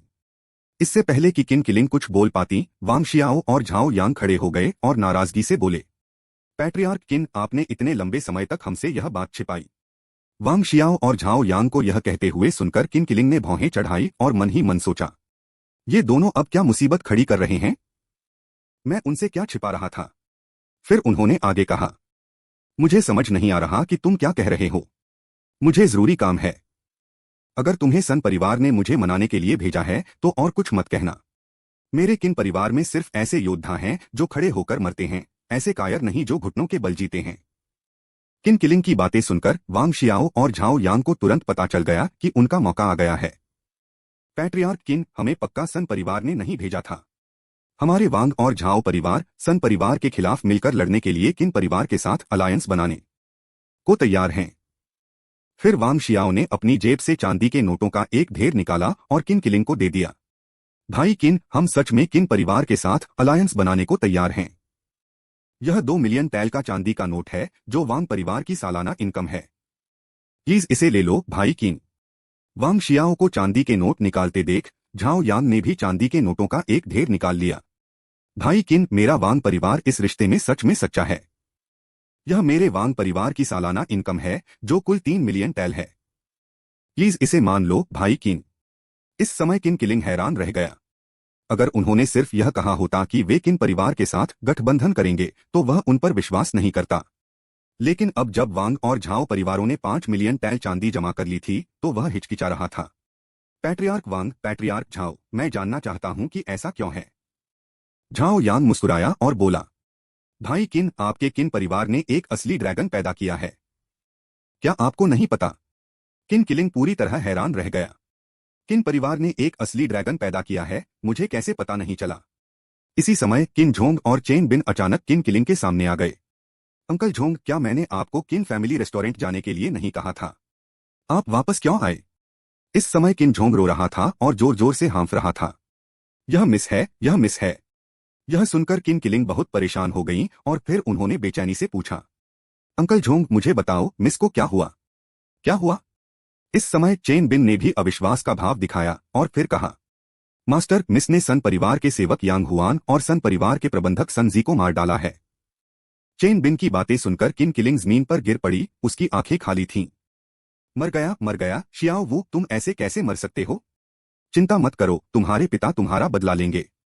किन किलिंग की बातें सुनकर अंकल झोंग फिर बोले, मास्टर, ऐसा नहीं था कि मिस को यांग हुआन ने पीट पीट कर मार डाला, बल्कि मिस ने ही यांग हुआन को पीट पीट कर मार डाला। मिस अब चेन ठीक कर सकती है, वह मुख्य परिवार में वापस जा सकती है। किन झोंग की बातें सुनकर किन किलिंग उछल पड़ा। क्या? जियाओ वो सच में चेन रिपेयर कर सकता है? हाँ, जियाओ वो सच में चेन रिपेयर कर सकता है। नॉवल टैप 84 पुरस्कार। किन किलिंग ने किन झोंग का हाथ पकड़ते हुए उत्साह से कहा, अंकल झोंग, क्या आप सच कह रहे हैं? शियाओ वो सच में चेन ठीक कर सकता है। किन झोंग भी इस समय उत्साहित था।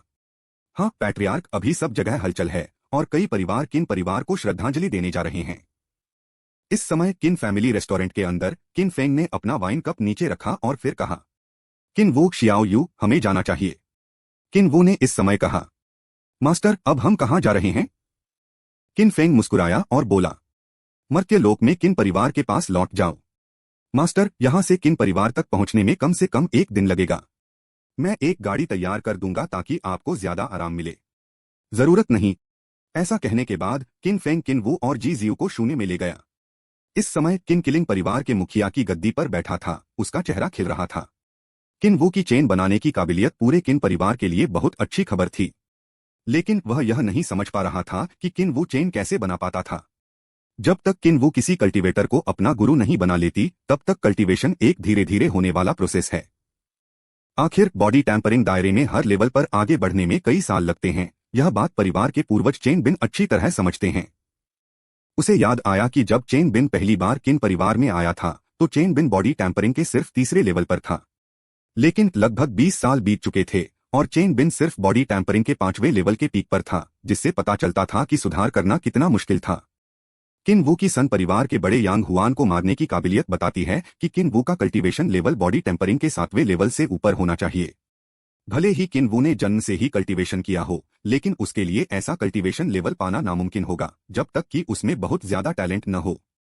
लेकिन जब किन वू का जन्म हुआ तो उसके परिवार ने पहले ही एक स्पिरिट टेस्टिंग स्टोन से उसका टेस्ट कर लिया था और पाया कि उसकी कोई स्पिरिचुअल जड़ें नहीं थीं। अब इस बारे में सोचते हुए मेरे दिल में फिर से चिंता की भावना उमड़ रही है। वह जानता था कि खेती की दुनिया में कुछ राक्षस कुछ खास हालात में दूसरे लोगों के शरीर पर कब्जा कर सकते हैं, जिसके बारे में उसने किन परिवार की पुरानी किताबों में पढ़ा था। यह सोचकर किन किलिंग का चेहरा गंभीर हो गया। क्या ऐसा हो सकता है कि जियाओ वू पर किसी कल्टीवेटर का कब्जा हो गया है?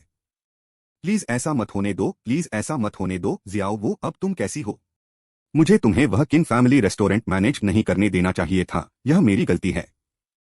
लेकिन हॉल में किन परिवार के दूसरे सदस्य किन किलिंग जितने परेशान नहीं थे, वे सब खुशी और उत्साह में डूबे हुए थे। अचानक किन फेंग, जी जियू और किन वू हॉल में आ गए, जिससे वहां मौजूद सभी लोग चौंक गए। इस समय चेन बिन अचानक घुटनों के बल बैठ गया और फिर बोला, नमस्ते सीनियर। यह ऑरा बहुत शक्तिशाली था, एक कल्टीवेटर के तौर पर वह इसके डर को बेहतर समझ सकता था। जब उन्होंने परिवार के इकलौते किसान को घुटनों के बल बैठते देखा तो सब हैरान रह गए और फिर वे सब भी घुटनों के बल बैठ गए। नमस्ते सीनियर।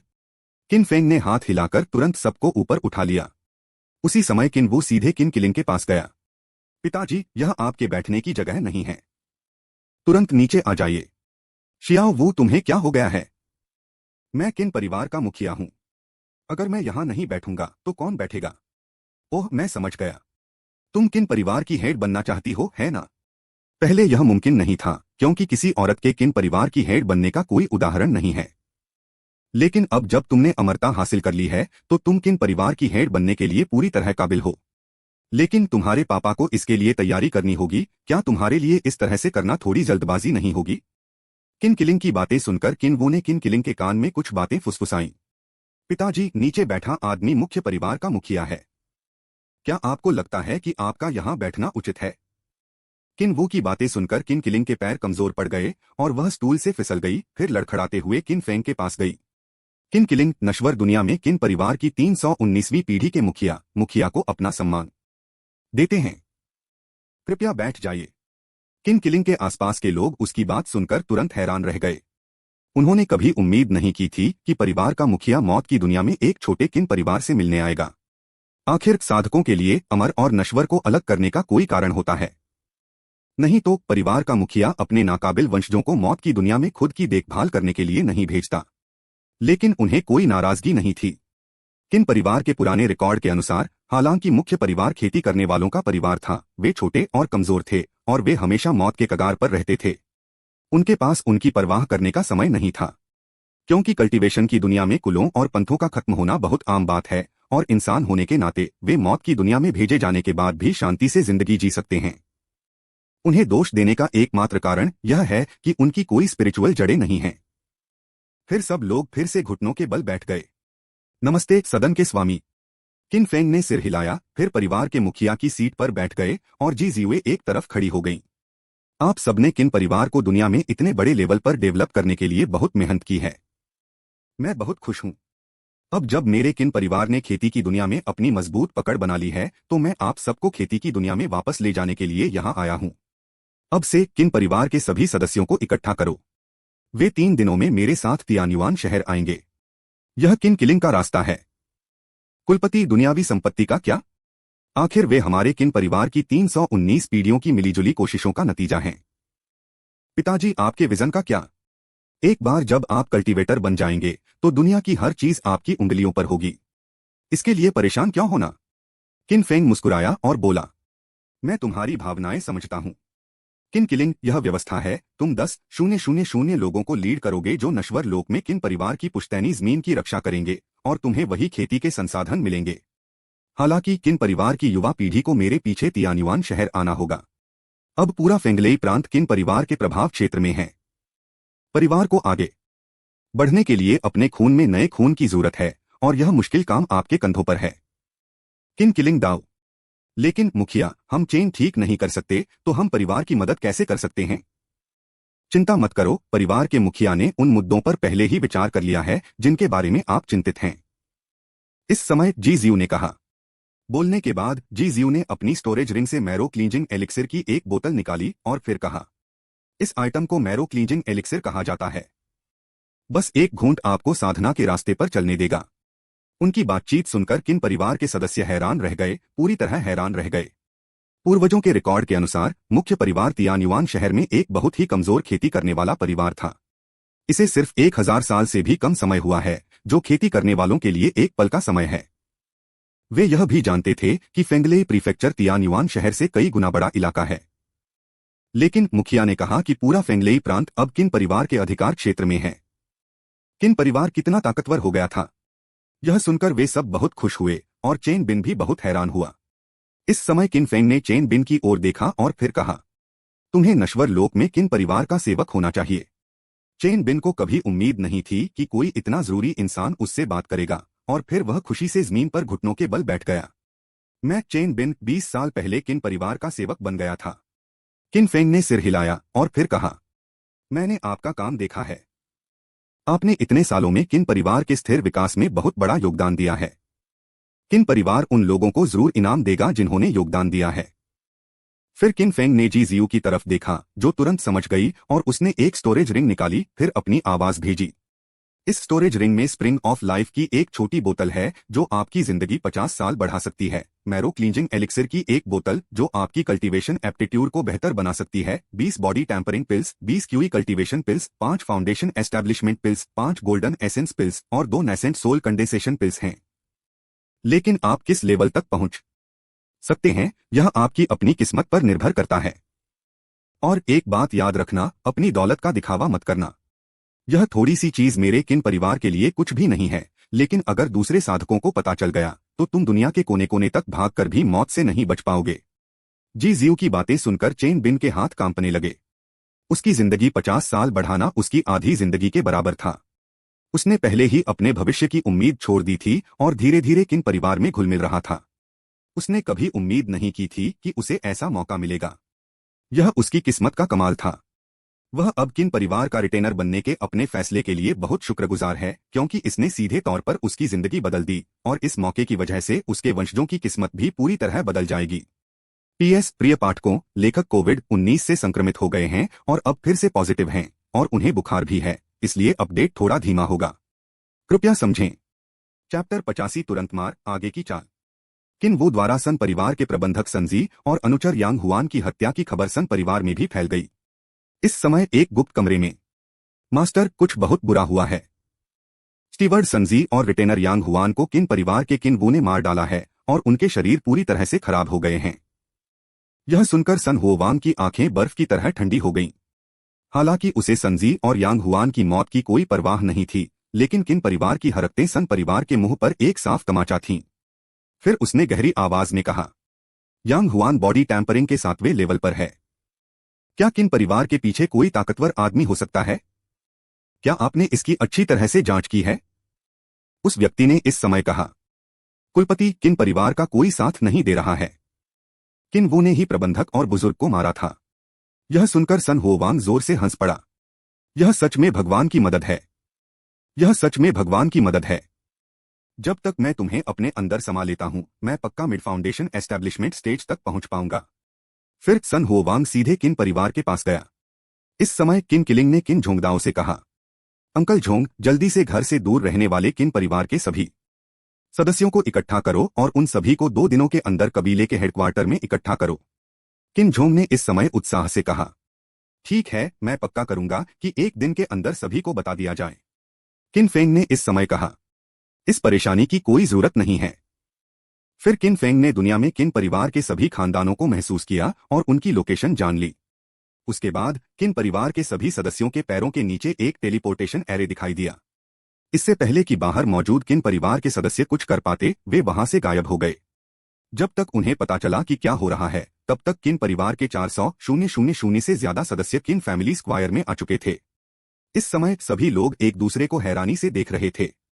अरे यार, मैं तो लैन परिवार के साथ 10,000 टैल चांदी की डील पर बातचीत कर रहा था। मैं यहाँ वापस कैसे आ गया? क्या हुआ? मुझे भी नहीं पता। मैं वापस आ रहा था जब एक चमकती हुई रोशनी दिखाई दी और फिर मैं चौक पर था। यह बहुत जादुई है। हाँ, यह बहुत जादुई है। क्या ऐसा हो सकता है कि हमारे किन परिवार से कोई कल्टीवेटर निकला हो? सिर्फ एक कल्टीवेटर में ही ऐसी काबिलियत हो सकती है। एक कल्टीवेटर? नामुमकिन। अगर हमारे किन परिवार में कोई कल्टीवेटर होता तो हमें अब तक पता चल गया होता। हमने कुछ सुना क्यों नहीं? मैं आपको बताता हूं, मैंने अभी सुना है कि मिस ने खुद सन परिवार के नौकर को मार डाला। क्या ऐसा हो सकता है कि मिस ने ही ऐसा किया हो? नहीं, मुझे नहीं लगता कि यह मुमकिन है। हमारे किन परिवार के सेवक चेन बिन को भी यात्रा करते समय घोड़े पर सवार होना पड़ता है। वह हम में से इतने सारे लोगों को किन परिवार में वापस कैसे ला सकता है? इस समय किन परिवार के मेन हॉल में किन झोंग दौड़कर अंदर आया, सीधे घुटनों के बल बैठा और जोश में किन फेंग से कहा, कुलपति, कुलपिता, किन परिवार में हर कोई कबीले में लौट आया है। किन परिवार में हर कोई कबीले में लौट आया है। हॉल में मौजूद लोग हैरानी से किन फेंग को देख रहे थे। ये 400,000 लोग हैं। कुलपति के पास ऐसा कौन सा तरीका है जिससे वो एक ही समय में 400,000 लोगों को किन परिवार में ला सकते हैं? यकीन नहीं होता, सच में यकीन नहीं होता। क्या ये साधकों का तरीका है? क्या ये कुलपति की ताकत है? किन किलिंग के इंतजाम के तहत किन परिवार के सभी लोग अपनी जगह पर थे और 3 दिन बाद मुख्य परिवार के जाने का इंतजार कर रहे थे। इस दौरान किन किलिंग ने 10,000 लोगों को किन परिवार की पुरखों की जमीन पर रहने का इंतजाम भी किया। उनमें से 9,000 बुजुर्ग लोग थे, जबकि बाकी 1,000 जवान लोग थे, क्योंकि दुनिया में किन परिवार को भी आगे बढ़ने की जरूरत थी। किन किलिंग, तुम्हारे किन परिवार ने मेरे सन परिवार के मैनेजर और नौकर को मारने की हिम्मत की।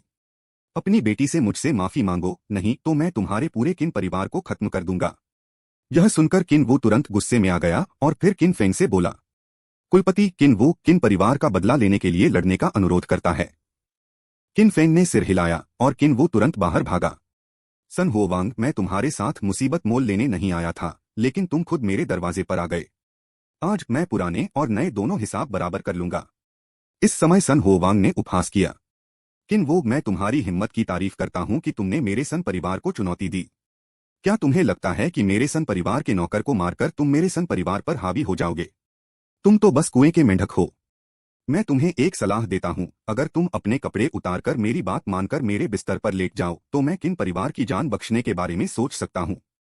नहीं तो मैं तुम्हारे किन परिवार में तुम्हें छोड़कर बाकी सबको मार डालूंगा और तुम भी उसी तरह मेरे बिस्तर पर लेटे रहोगे। यह एक अच्छा फैसला है ना? किन वो ने उपहास किया, फिर कहा, अगर तुम मेरे किन परिवार को खत्म करना चाहते हो तो चलो देखते हैं कि तुम में यह काबिलियत है या नहीं। ऐसा कहने के बाद किन वो ने सन होवांग पर एक मुक्का मारा। इस उतार चढ़ाव को महसूस करते हुए सन होवांग के चेहरे के भाव एकदम बदल गए और फिर वह डर के मारे चिल्लाया, नहीं, तुमने फाउंडेशन एस्टेब्लिशमेंट एक्सपर्ट बनने की हिम्मत है। यह कैसे हो सकता है? तुम्हारे किन परिवार में फाउंडेशन एस्टेब्लिशमेंट एक्सपर्ट कैसे हो सकता है? मैं इससे सहमत नहीं हूं। फिर किन वो की मुट्ठी से सन होवांग को कीमे के ढेर में बदल दिया गया। किन वो ने ठंडी सांस ली। क्यों रिफानिंग? स्टेज पर एक बेकार आदमी मेरे किन परिवार के सामने अकड़ दिखाने की हिम्मत करता है। फिर किन वो सीधे किन परिवार के मुख्य हॉल में चला गया। लेकिन किन वो के जाने के बाद जमीन पर पड़े मांस के टुकड़े अजीब तरह से हिलने लगे और फिर सन होवांग का शरीर फिर से दिखाई दिया। मुझे उम्मीद नहीं थी कि किन परिवार के पास इतना बड़ा फाउंडेशन एस्टेब्लिशमेंट एक्सपर्ट होगा। दिलचस्प, बहुत दिलचस्प। किस्मत से मेरे पास एक बैकअप प्लान था, नहीं तो मैं आज यहां सच में हार जाता। मुझे उम्मीद नहीं थी कि यह मौत का दूसरा ताबीज इतना ताकतवर होगा जो सच में जानलेवा वार झेल सके। किन परिवार, तुमने मेरा मौत का दूसरा ताबीज बर्बाद करवा दिया। मैं तुम्हें पक्का बिना दफनाने की जगह के मरवा दूंगा। फिर सन होवांग ने एक मंत्र एक्टिवेट किया और सैकड़ों किलोमीटर दूर सन परिवार के सदस्यों के शरीर पर अचानक एक अजीब सा रून दिखाई दिया। फिर सन परिवार के सभी 10 लाख सदस्य अपने आप जल गए। सन होवांग बेरहमी से हंसा। जब तक मैं सन होवांग जिंदा हूं, सन परिवार रहेगा। आप सभी को सन परिवार की तरक्की में योगदान देना चाहिए। इस समय सूर्य परिवार के सदस्य रोते रहे और जल्द ही वे राख में बदल गए। सन होवांग के पैरों के तलवे पर एक हेक्सागोनल रून दिखाई दिया। नरक ड्रैगन, बाहर आओ। पूरा किन परिवार तुम्हारा खाना है। जाओ। तभी सन होवांग के पास एक 30 मीटर लंबा नरक जैसा ड्रैगन दिखाई दिया, जिसकी डरावनी आभा तुरंत पूरे किन परिवार में फैल गई। Chapter 86 hello realm, black dragon clan. जाओ नरक ड्रैगन। इस समय सन होवांग ने एक क्रूर मुस्कान दिखाई और खून के प्यासे स्वर में कहा। हेल ड्रैगन की डरावनी आभा को महसूस करते हुए किन्वू ने मुड़कर देखा और बहुत घबरा गया। हेल ड्रैगन की डरावनी आभा का सामना करते हुए किन्वू को ऐसा लगा जैसे वह पानी पर डकवीड का एक टुकड़ा हो जो हवा में लहरा रहा हो। उस नारकीय ड्रैगन ने ड्रैगन जैसी सांस छोड़ी, जिससे तुरंत आसमान और धरती का रंग बदल गया और आसपास की इमारतों को अलग अलग लेवल का नुकसान हुआ। जब यह किन्वू के पास पहुंचा तो ड्रैगन की सांस अनगिनत बर्फ के ब्लेड में बदल गई और उसने उस पर हमला कर दिया। बर्फ के ब्लेड के उस तक पहुंचने से पहले ही तेज हवाओं ने किन्वू को परेशान कर दिया। किन्वू के पास बर्फ के ब्लेड का सामना करने के लिए अपने सभी बचाव का इस्तेमाल करने के अलावा कोई चारा नहीं था। वह जानती थी कि वह पीछे नहीं हट सकती। अगर उसने ऐसा किया तो किन परिवार में हर कोई खतरे में पड़ जाएगा। अचानक किन्वू को अपने कंधे पर एक मजबूत हाथ महसूस हुआ। जब वह मुड़ी तो उसने किन फेंग को देखा। किन्वू, यह हेल ड्रैगन ऐसा नहीं है जिससे तुम लड़ सको। तुम्हें पीछे हट जाना चाहिए। इस समय किन्वू ने पाया कि आसपास की जगह और समय रुका हुआ लग रहा था और हेल ड्रैगन भी बिल्कुल नहीं हिल रहा था। किन्वू के पीछे हटने के बाद आसपास की जगह और समय नॉर्मल हो गया। इस समय हेल ड्रैगन ने किन फेंग को डर से देखा। उसके अंदर डर का एहसास भर गया। उसे लग रहा था कि अगर वह यहां और रहा तो पक्का बिना दफनाने की जगह के मर जाएगा। हेल ड्रैगन के पैरों के तलवों पर हेक्सागोनल रून्स फिर से दिखाई दिए और फिर हेल ड्रैगन का आकार धीरे धीरे फीका पड़ गया, जैसे कि वह किसी भी पल इस जगह से गायब हो जाएगा। किन फेंग ने मजाक उड़ाया, फिर अपनी दिव्य इंद्री का एक हिस्सा अलग किया और उसे हेल ड्रैगन के शरीर से जोड़ दिया। उसके बाद हेल ड्रैगन इस दुनिया से गायब हो गया। सन होवांग हैरानी से उस नजारे को देख रहा था। इस नरक जैसे ड्रैगन को उसके ही 10 लाख लोगों के खून की कुर्बानी देकर बुलाया गया था और वह जागने या अपना चेहरा दिखाने से पहले ही भाग गया था। क्या 10 लाख लोगों का खून बेकार नहीं गया? आप कौन हैं? आप असल में कौन हैं? किन फेंग ने सन होवांग की तरफ देखा और तुरंत सन होवांग का शरीर राख में बदल गया, सिर्फ एक आत्मा बची। फिर इस आत्मा की सारी यादें किन फेंग के मन में आ गईं। नरक बुलाने का मंत्र, spirit seizing foundation building technique, the myriad transformations and 1000 mechanisms register. तभी किन फेंग की आंखों के सामने एक दृश्य आया। 3 साल पहले सन होवांग एक बिगड़ा हुआ अमीर लड़का था जो बस अपनी जिंदगी बर्बाद कर रहा था। एक दिन वह कुछ दोस्तों के साथ पहाड़ों में एडवेंचर पर गया, लेकिन उन्होंने उसे धोखा दिया और एक चट्टान से धक्का दे दिया। अचानक वह मौत के करीब पहुंचते पहुंचते बच गया। चट्टान पर एक बड़े पेड़ ने उसे रोक दिया, जिससे उसकी जान बच गई। जैसा कि कहा जाता है, जो लोग किसी बड़ी मुसीबत से बच जाते हैं उनका भविष्य जरूर अच्छा होता है। जरूर उसे चट्टान के पीछे एक गुफा मिली, जिसके अंदर एक पूरी तरह से सड़ चुका कंकाल था। कंकाल के पास 3 पुरानी किताबें थीं, hello summoning technique, spirit stealing foundation building technique और मायरियड ट्रांसफॉर्मेशन रिकॉर्ड। वह हेल समनिंग टेक्निक और मायरियड ट्रांसफॉर्मेशन स्क्रॉल को नहीं समझ सका, लेकिन spirit stealing foundation building technique बिना किसी स्पिरिचुअल जड़ वाले इंसानों को साधना के रास्ते पर चलने दे सकती थी।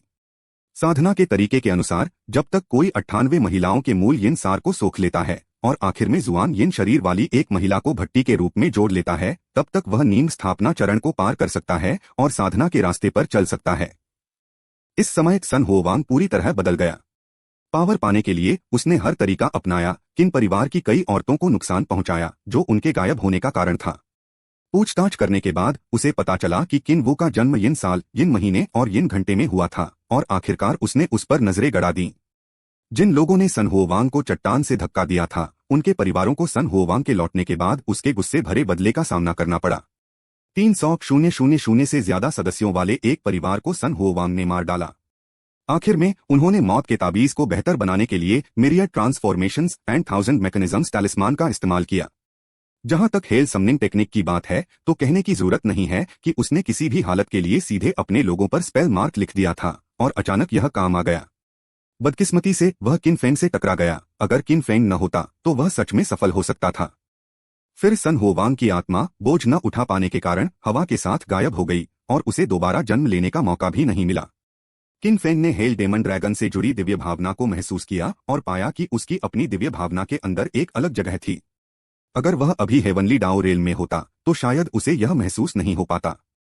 फिर किन फेंग खाली जगह से निकलकर अपनी दिव्य इंद्रिय की जगह की ओर बढ़ा। एक अलग छोटी सी दुनिया में नरक जैसा ड्रैगन एक जवान लड़की में बदल गया है, जो अभी भी एक आकर्षक जवान औरत की बाहों में है। माँ, बाहर बहुत डर लग रहा है। मैंने बस एक आदमी को देखा और मुझे लगा जैसे मेरी आत्मा चीर दी गई हो। अगर मैं तेजी से नहीं भागता तो शायद मैं आपको दोबारा नहीं देख पाता। यह सुनकर उस युवती के चेहरे के भाव एकदम बदल गए। लॉन्ग जुआन, तुमने अपनी माँ की बात क्यों नहीं मानी और खुद क्यों नहीं भागे? क्या तुम जानते हो कि बाहर के लोग कितने धोखेबाज हैं? हमारा ब्लैक ड्रैगन कबीला लाखों सालों से इस नरक जैसी दुनिया में फंसा हुआ है क्योंकि हमने बाहरी दुनिया के इंसानों पर भरोसा किया। नहीं जियाओ जुआन, तुम बाहर कैसे निकली? तुम्हारे पिता ने इस बैरियर में एक छोटा सा गैप बनाने के लिए इतनी मुश्किलें उठाई ताकि वे बाहर निकल सकें और बदला ले सकें, लेकिन इतने साल बीत गए हैं और वे वापस नहीं आए हैं। बताओ, तुम बाहर कैसे निकली?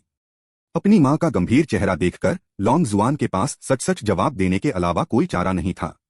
माँ, मुझे लगा कि कोई हमारे ब्लैक ड्रैगन कबीले को बुला रहा है और बहुत सारा ब्लड फूड भेज रहा है।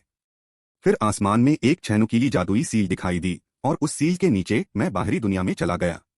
लेकिन इससे पहले कि मैं बाहरी दुनिया को ठीक से देख पाता, उस नफरत करने वाले आदमी ने मुझे वापस जाने पर मजबूर कर दिया। क्या? Hexagonal seal? क्या किसी और को हेल समनिंग टेक्निक मिल गई है? वह युवती निराश दिख रही थी। माँ, हेल समनिंग स्पेल क्या है? इस समय युवती ने कहा। अरे लॉन्ग जुआन, तुम अब जवान नहीं रहे। कुछ बातें हैं जो मुझे तुम्हें बतानी चाहिए। असल में हमारा ब्लैक ड्रैगन कबीला 10,000 दानव जंगल में रहता है। हम 10,000 दानव जंगल के असली मालिक हैं। जब हम पीक पर थे तो हमारे पास दर्जनों 5वें रैंक के महान सम्राट थे और तुम्हारे पिता छठे लेवल के महान सम्राट थे और उन्हें दुनिया भर के हीरो से दोस्ती करना भी पसंद था।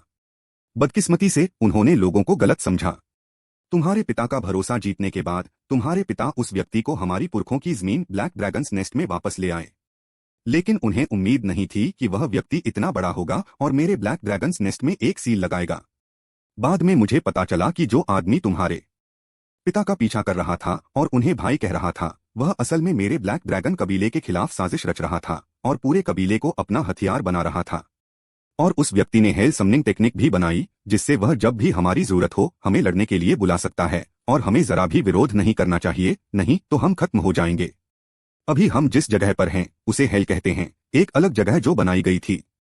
तुम्हारे पिता उस इंसान से निपटने के लिए बाहर गए थे, लेकिन अब जब हेल समनिंग टेक्निक फिर से आ गई है तो तुम्हारे पिता जरूर फेल हो गए होंगे। इस समय महल के कपड़ों में सजी युवती दुख के आंसू बहाने लगी।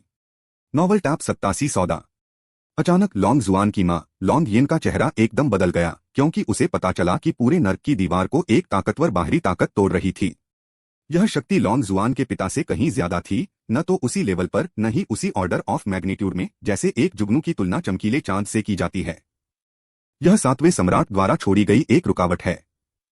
नर्क के दायरे से बचने का एकमात्र तरीका नर्क बुलाने की तकनीक है, इसके अलावा कोई और रास्ता नहीं है। इसके अलावा बाहर से नर्क में घुसना अंदर से बाहर घुसने से 10 गुना ज्यादा मुश्किल है। तो कौन सा इंसान अपने नंगे हाथों से पूरे नर्क को चीर सकता है? क्या ब्लैक ड्रैगन कबीला पूरी तरह खत्म होने वाला है? फिर लॉन्ग जुआन और लॉन्ग यिन के सामने एक साधारण सी आकृति दिखाई दी, जबकि ब्लैक ड्रैगन कबीले के दूसरे सदस्य किन फेंग की आभा से इतने अभिभूत हो गए कि उन सभी ने अपना सिर नीचे कर लिया। यह तुम हो? यह तुम कैसे हो सकते हो? तुम यहाँ कैसे हो सकते हो? इस समय लॉन्ग जुआन चौंक गया। किन फेंग ने अपने सामने ब्लैक ड्रैगन कबीले को थोड़ी हैरानी से देखा, क्योंकि उसने पाया कि उसके सामने सबसे ऊंचे रैंक वाले ड्रैगन लॉन्ग यिन के पास असल में चौथे लेवल के महान सम्राट की साधना थी, और महान सम्राट की साधना वाले लगभग 20 ब्लैक ड्रैगन थे, साथ ही कई 100 क्वासी एम्परर्स भी थे। अगर इस ताकत को बाहरी दुनिया में ले जाया जाता तो यह पूरे उत्तरी इलाके में फैल सकती थी, लेकिन अचानक यह इस एलियन दुनिया में कम स्पिरिचुअल एनर्जी के साथ बंद हो गई। लॉन्ग यिन ने किन फेंग की तरफ सिर्फ एक नजर डाली, फिर उसे लगा जैसे उसकी दिव्य भावना टूटने वाली है, और फिर उसने अचानक मुंह में खून थूक दिया। उसने डर से किन फेंग को देखा, फिर धीरे से बोली, यह आदमी बहुत ताकतवर है, उस आदमी से भी 10,000 गुना ज्यादा ताकतवर है जिसने उस समय ब्लैक ड्रैगन कबीले को सील किया था। इस समय लॉन्ग यिन ने आदरपूर्वक कहा, क्या मैं पूछ सकता हूं कि आप यहाँ क्यों आए हैं, सीनियर? इस समय लॉन्ग जुआन ने डर के मारे कहा, माँ, यह वही है, मुझे उसी से निपटने के लिए बुलाया गया है। माँ, आपको मुझे बचाना होगा। लॉन्ग जुआन की बातें सुनकर लॉन्ग यिन का दिल जोर से धड़क उठा। अगर लॉन्ग जुआन ने जो कहा वह सच था तो इस बार ब्लैक ड्रैगन कबीले का अंत हो गया। सीनियर, मेरी बेटी लॉन्ग जुआन नासमझ है, प्लीज जो भी रिक्वेस्ट हो कर लें। मेरा ब्लैक ड्रैगन क्लैन आपको सेटिस्फाई करने की पूरी कोशिश करेगा, प्लीज मेरी बेटी को माफ कर दें। किन फेंग ने आसपास देखा और फिर कहा, तुम्हारे लुक को देखकर लगता है कि तुम्हें यहां सील कर दिया गया है। क्यों न हम एक डील कर लें? मैं तुम्हारी बेटी लॉन्ग जुआन की मेरे किन परिवार को खत्म करने की कोशिश को माफ कर सकता हूं और भूल सकता हूं। लॉन्ग यिन ने मन ही मन आह भरी। वह आखिरकार बुराई के चंगुल से बच निकला था, लेकिन अब वह फिर से बुराई की खाई में गिरने वाला था। उसके ब्लैक ड्रैगन कबीले की किस्मत इतनी बुरी क्यों थी? लेकिन उसके सामने वाला इंसान पक्का बहुत ताकतवर था। अगर वह दूसरे लोगों की मांगें पूरी नहीं कर पाता तो शायद पूरा ब्लैक ड्रैगन कबीला खत्म हो जाता। तब लॉन्ग जुआन ने उदास होकर कहा, सीनियर, मेरे ब्लैक ड्रैगन क्लैन के साथ किस तरह की डील करना चाहते हैं? किन फेंग मुस्कुराया और बोला, यह बहुत आसान है। मैं तुम्हें इस छोटी सी दुनिया से दूर ले जाऊंगा जहां स्पिरिचुअल एनर्जी खत्म हो गई है, लेकिन तुम्हारे ब्लैक ड्रैगन क्लैन को मेरे किन फैमिली के आगे झुकना होगा और मेरे किन फैमिली के चेलों का सहारा बनना होगा। मैं ऐसा दिखावा करूंगा कि तुम्हारी बेटी ने मेरे किन फैमिली को खत्म करने की जो कोशिश की वह कभी हुई ही नहीं। नहीं तो मुझे पूरे हेल रेन को खत्म करने में कोई दिक्कत नहीं है। माउंट शब्द सुनते ही लॉन्ग जुआन ने बिना किसी हिचकिचाहट के जवाब दिया, यह नामुमकिन है, बिल्कुल नामुमकिन है कि जुआन तियान दुनिया के राक्षस जानवरों के मालिक ब्लैक ड्रैगन कबीले का किसी मामूली इंसान की सवारी बन जाए। यह सुनकर लॉन्ग यिन ने लॉन्ग जुआन को थप्पड़ मारा, फिर गुस्से से कहा, लॉन्ग जुआन, क्या तुम मेरे ब्लैक ड्रैगन कबीले को मारने की कोशिश कर रहे हो? लगता है मैं तुम्हें बहुत अच्छे से बचा रहा हूं। क्या तुम जानते हो कि तुम्हारी एक बात मेरे ब्लैक ड्रैगन कबीले को ऐसी खाई में धकेल सकती है जहां से वापसी नहीं होगी? जिंदा रहने के लिए इज्जत क्या मायने रखती है? कम से कम हम अभी भी जिंदा हैं, और जब तक हम जिंदा हैं, उम्मीद है। इस समय लॉन जुआन चिल्लाया, माँ, तुमने सच में मुझे मारा। तुमने सच में मुझे मारा। मैं अब तुमसे बात नहीं करूंगी। यह कहकर लॉन जुआन वहां से चला गया। इस समय किन फेंग मुस्कुराया और कहा, लगता है तुमने साफ फैसला कर लिया है। लेकिन मेरे किन परिवार के किसी सदस्य का घोड़ा बनना तुम्हारे ब्लैक ड्रैगन कबीले के लिए जरूरी नहीं कि बुरी बात हो। तुम बाद में देखोगे। सीनियर, मैंने लॉन जुआन को बिगाड़ दिया है। प्लीज बुरा मत मानना। मैं अपने लोगों को यह समझाने की पूरी कोशिश करूंगा कि जब तक वे इस दुनिया को छोड़कर जिंदा रह सकते हैं, मैं लॉन जुआन कुछ भी मान लूंगा। किन फेंग मुस्कुराया और बोला, ठीक है, उस मामले में धैर्य से इंतजार करें। ऐसा कहने के बाद किन फेंग की आकृति बिना किसी स्थानिक उतार चढ़ाव के सीधे नर्क में गायब हो गई। लॉन्ग यिन ने अपनी दिव्य इंद्री को बाहर निकाला। उसे लगा कि किन फेंग सच में चला गया है, और फिर उसके पैर कमजोर हो गए और वह जमीन पर गिर पड़ी। उसकी पीठ पसीने से भीगी हुई थी। फिर लॉन्ग यिन लॉन जुआन के कमरे में गई और उसे दिलासा दिया, बेटी, कुछ बातें हैं जो मैं तुम्हें बताना नहीं चाहता था, लेकिन चूंकि उस व्यक्ति के साथ हमारा समझौता हो गया है, इसलिए तुम्हें बताने में कोई बुराई नहीं है। क्या आप जानते हैं कि 20,000 सालों में इस छोटी सी दुनिया में स्पिरिचुअल एनर्जी पूरी तरह से गायब हो जाएगी और पूरा हेल रेन पूरी तरह से खत्म हो जाएगा और मेरा ब्लैक ड्रैगन क्लैन इस दुनिया के साथ धूल में मिल जाएगा। लेकिन उस लॉर्ड ने कहा कि वह हमें बाहर निकाल देगा, जिससे मेरे ब्लैक ड्रैगन क्लैन को उम्मीद मिली। हालांकि हम ब्लैक ड्रैगन क्लैन स्वभाव से घमंडी हैं, लेकिन हमें यह जानना होगा कि अपने क्लैन के लोगों की जिंदगी और मौत का सामना करते समय हमें अपना सिर कैसे झुकाना है। क्या तुम्हें पता है कि तुमने लगभग एक बहुत बड़ी मुसीबत खड़ी कर दी थी? खुशकिस्मती से उस सीनियर ने तुम्हारे खिलाफ कुछ नहीं कहा, वरना मैं भी तुम्हें नहीं बचा पाता। वह आदमी बहुत ताकतवर है, इतना ताकतवर कि ब्लैक ड्रैगन कबीला भी अपने पीक पर होने पर भी विरोध करने की जरा भी नहीं सोच सकता। तुम्हें अपनी माँ की परेशानी समझनी चाहिए।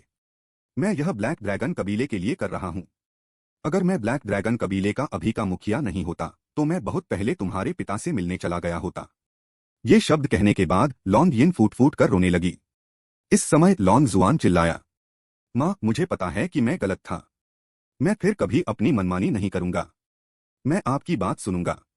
मैं भविष्य में चेन को ठीक करने के लिए जरूर कड़ी मेहनत करूंगा और फिर पूरे ब्लैक ड्रैगन कबीले को हमारे पुरखों की जमीन पर वापस ले जाऊंगा और हमारी पुरानी शान वापस लाऊंगा। लॉन जुआन की बातें सुनकर लॉन यिन ने लॉन जुआन के चेहरे से आंसू पोंछे और फिर कहा, माँ को विश्वास है कि तुम यह कर सकते हो। इस बीच नश्वर लोक में किन परिवार के मुख्य हॉल के अंदर भीड़ के बीच चर्चा बहुत शोरगुल वाली थी। कुलपति अचानक क्यों गायब हो गए? वह कहाँ गए? क्या उन्हें उस डरावने काले अजगर ने पकड़ लिया होगा? नामुमकिन। मुझे पैट्रियार्क पर विश्वास है। वह अजय है। उसे कैसे पकड़ा जा सकता था? शायद वह उस काले ड्रैगन का पीछा करने गया था। किन वू ने इस समय कहा, सब लोग चुप हो जाओ। उस काले ड्रैगन ने कुलपति को कैसे पकड़ लिया? कुलपति की ताकत का कोई मुकाबला नहीं। हमें कुलपति पर विश्वास करना चाहिए। सिर्फ कुलपति ही किन परिवार को शान की ओर ले जा सकता है। किन वू की बातें सुनकर सब चुप हो गए। इस समय जी जियुए मुस्कुराया और कहा, सब लोग चिंता मत करो। इस दुनिया में कोई भी युवा मालिक का कुछ नहीं बिगाड़ सकता। आपको उस पर भरोसा करना चाहिए। अचानक किन फेंग किन परिवार के मुखिया की गद्दी पर आ गए, जिससे सभी चौंक गए। किन फेंग ने इस समय कहा, अब जब सन परिवार का मामला सुलझ गया है, तो चलो अब चलते हैं। नॉवल टॉप 88 दानव लोक का निर्माण। फिर किन फेंग ने आसमान की ओर हाथ हिलाया और एक सफेद बादल एक बड़े जहाज में बदल गया, जो किन परिवार के चौक पर उतरा। किन फेंग की हरकतों से हर कोई एक बार फिर हैरान रह गया। जी जियू भी किन फेंग के कामों से हैरान था। यह आम चीज का पूरी तरह से असाधारण में बदलना था। परिवार के दो बड़े लोग भी ऐसे तरीके नहीं अपना सकते थे। आखिर युवा मास्टर किस लेवल पर पहुंच गया था? तभी किन फेंग सफेद बादलों से बने विशाल जहाज पर सीधे प्रकट हुए। फिर किन किलिंग ने उन कबीले के लोगों का इंतजाम किया जिन्हें बड़े जहाज पर चढ़ने के लिए चुना गया था। जल्द ही किन परिवार के 490,000 सदस्य उस बड़े जहाज पर चढ़ गए।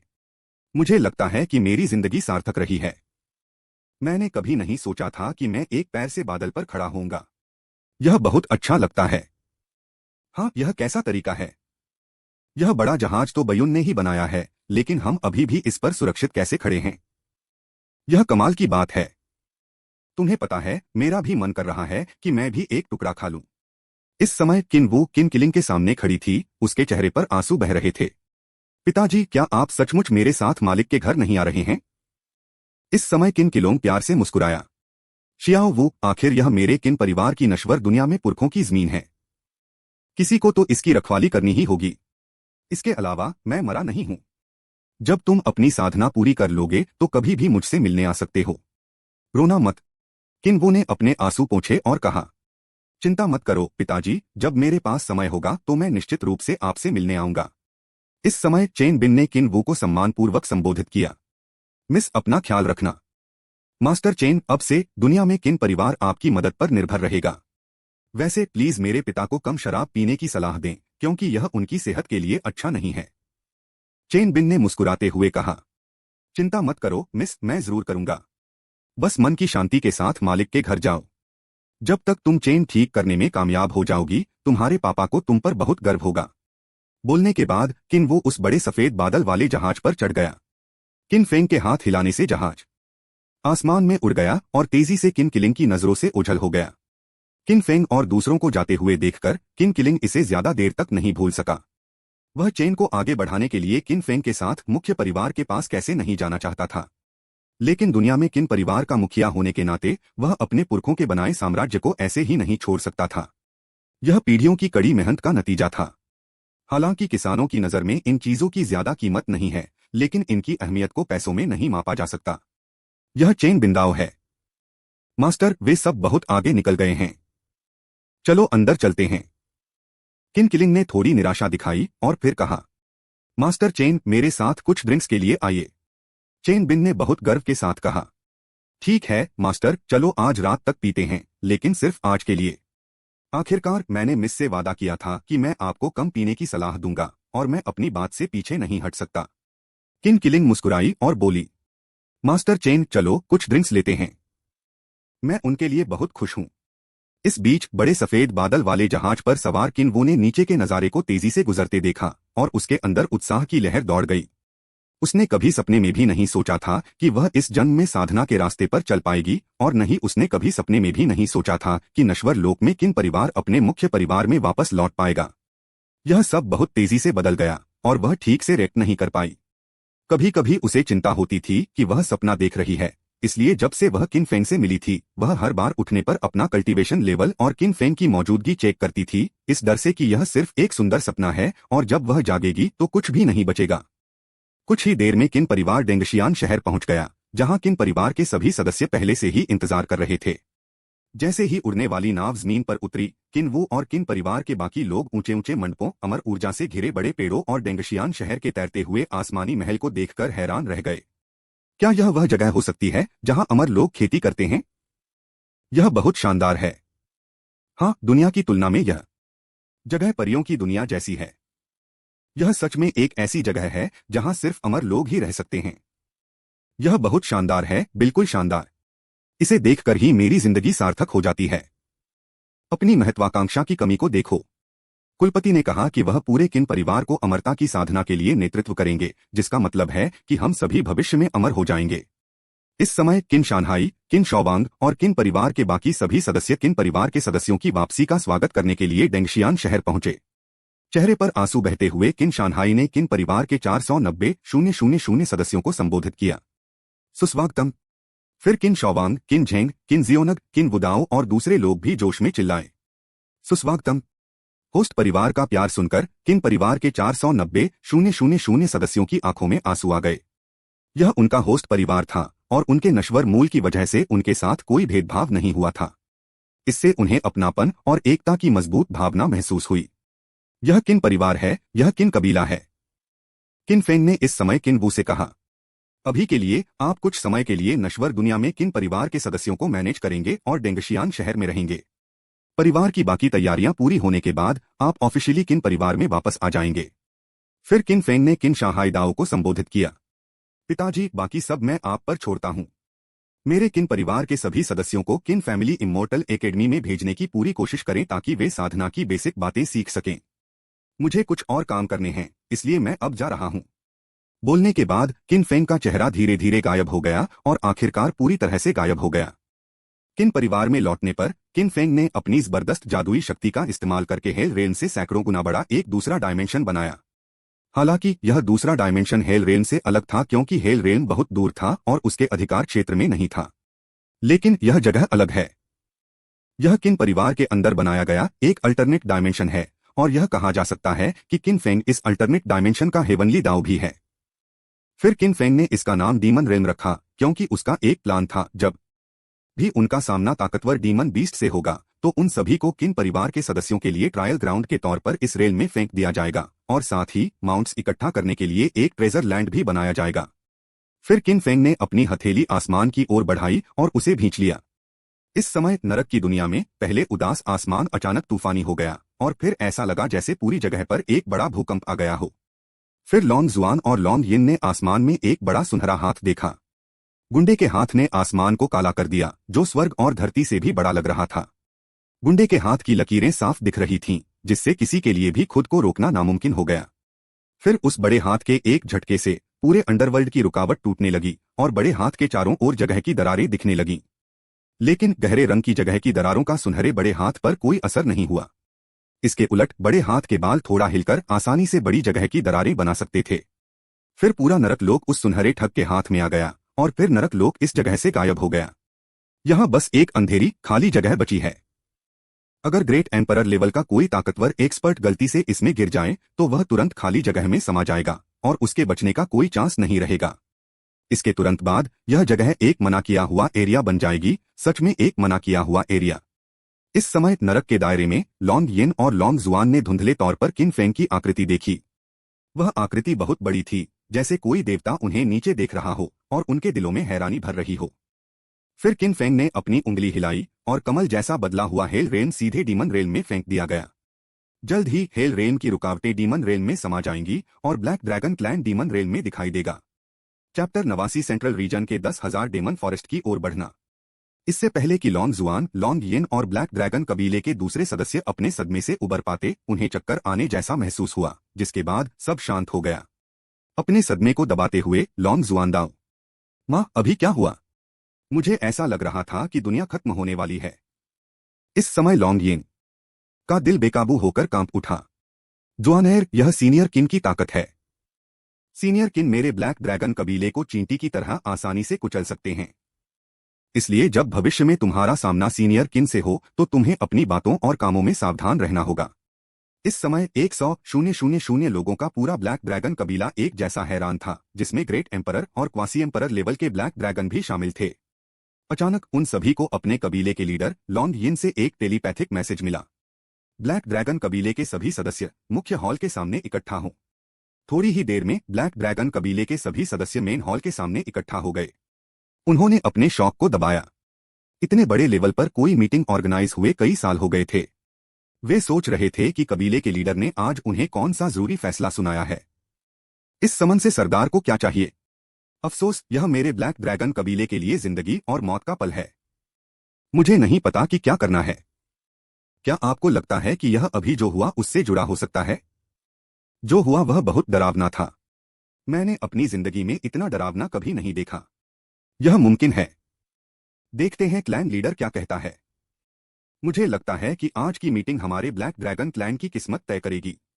यह देखकर कि पूरा ब्लैक ड्रैगन कबीला इकट्ठा हो गया है, लॉन्ग यिन ने कहा।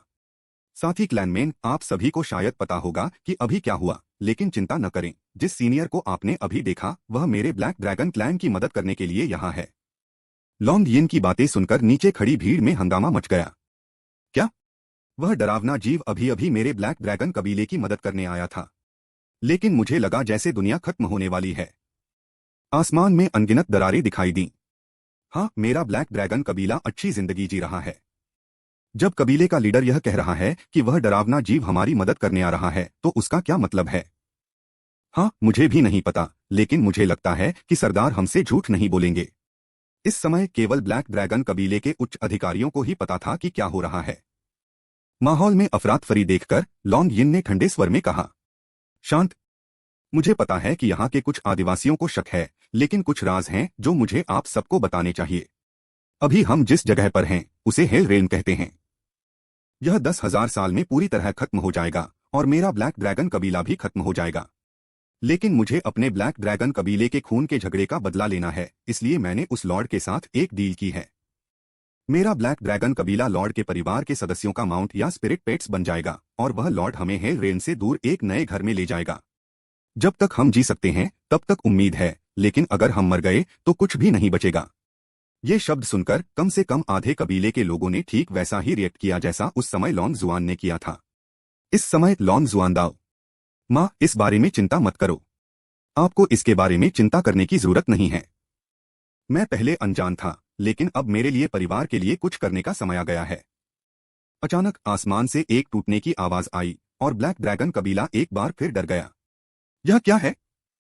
आसमान में इतनी बड़ी दरार कैसे आ गई? क्या यह दुनिया का अंत है?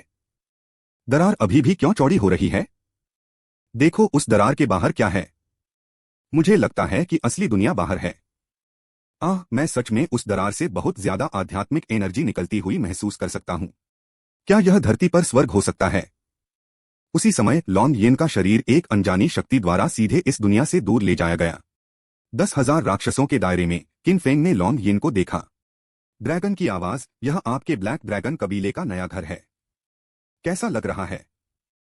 जबरदस्त आध्यात्मिक ऊर्जा महसूस करते हुए और पाताल लोक से सैकड़ों गुना बड़ी जगह से घिरे हुए, जो चिड़ियों के गाने और खुशबूदार फूलों से भरी थी, धरती पर एक असली स्वर्ग। लॉन्ग यिन ने किन फेंग को शुक्रगुजारी से देखा और फिर कहा, लोंगइन आपको धन्यवाद देता है सीनियर। मेरे ब्लैक ड्रैगन कबीले के लिए ऐसा स्वर्ग खोजने के लिए धन्यवाद।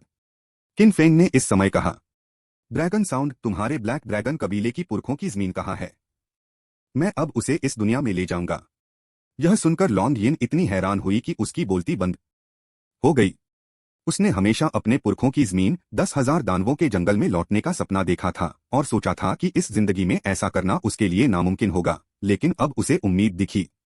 असल में किन फेंग यह भी जानता था कि अगर वह चाहता है कि ब्लैक ड्रैगन कबीला पूरी तरह से झुक जाए तो उसे उन्हें कुछ इनाम देने होंगे, और अभी वे सबसे ज्यादा अपनी पुरखों की जमीन पर लौटना चाहते थे।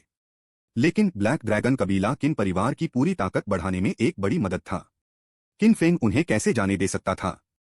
इसलिए किन फेंग ने पूरे ब्लैक ड्रैगन कबीले की पुरखों की जमीन को डीमन दायरे में ले जाने के बारे में सोचा, ताकि ब्लैक ड्रैगन कबीला दिल से पूरी तरह उनके आगे झुक जाए। बोलते समय लॉन्ग यिन की आवाज कांप रही थी। सीनियर, ब्लैक ड्रैगन कबीले की पैतृक जमीन सेंट्रल रीजन में 10,000 दानव जंगल के मुख्य इलाके में है। लॉन्ग यिन की बातें सुनकर किन फेंग ने तुरंत अपना हाथ लॉन्ग यिन के कंधे पर रख दिया। जब वे वापस आए तो वे पहले से ही जुआन तियान कॉन्टिनेंट के सेंट्रल इलाके में थे। इस समय लॉन्ग यिन की आवाज चली गई। सीनियर, यह सेंट्रल रीजन है। हम पलक झपकते ही सेंट्रल रीजन के 10,000 दानव जंगल में पहुंच गए हैं। लॉन्ग यिन पूरी तरह से हैरान थी।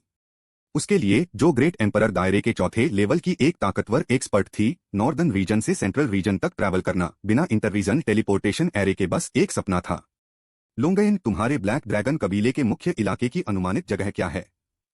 लॉन्ग यिन ने अपने सदमे को दबाया और फिर अपनी दिव्य शक्ति का इस्तेमाल करके ब्लैक ड्रैगन कबीले की पुश्तैनी जमीन के इलाके को एक जेड स्लिप पर लिख दिया। फिर उसने जेड स्लिप किन फेंग को दे दी। किन फेंग ने अपनी दिव्य इंद्रिय से उस जगह को देखा और उसकी अनुमानित सीमा जान ली। फिर उसने अपनी हथेली फैलाई, ब्लैक ड्रैगन कबीले की पूरी पुश्तैनी जमीन अपने कब्जे में लेने की तैयारी में। फिर किन फेंग ने हाथ बढ़ाकर सीधे पूरे 10,000 दानव जंगल को पकड़ लिया। तुरंत ही पूरे 10,000 दानव जंगल के ऊपर आसमान में एक बहुत बड़ा भंवर दिखाई दिया और फिर भंवर के अंदर से एक बड़ा सुनहरा हाथ बाहर निकला। फिर किन फेंग की बदली हुई हथेली ने सीधे पूरे 10,000 दानव जंगल को पकड़ लिया, जबकि उसकी उंगलियां जमीन में धंस गईं, जो हजारों फीट गहरी थीं।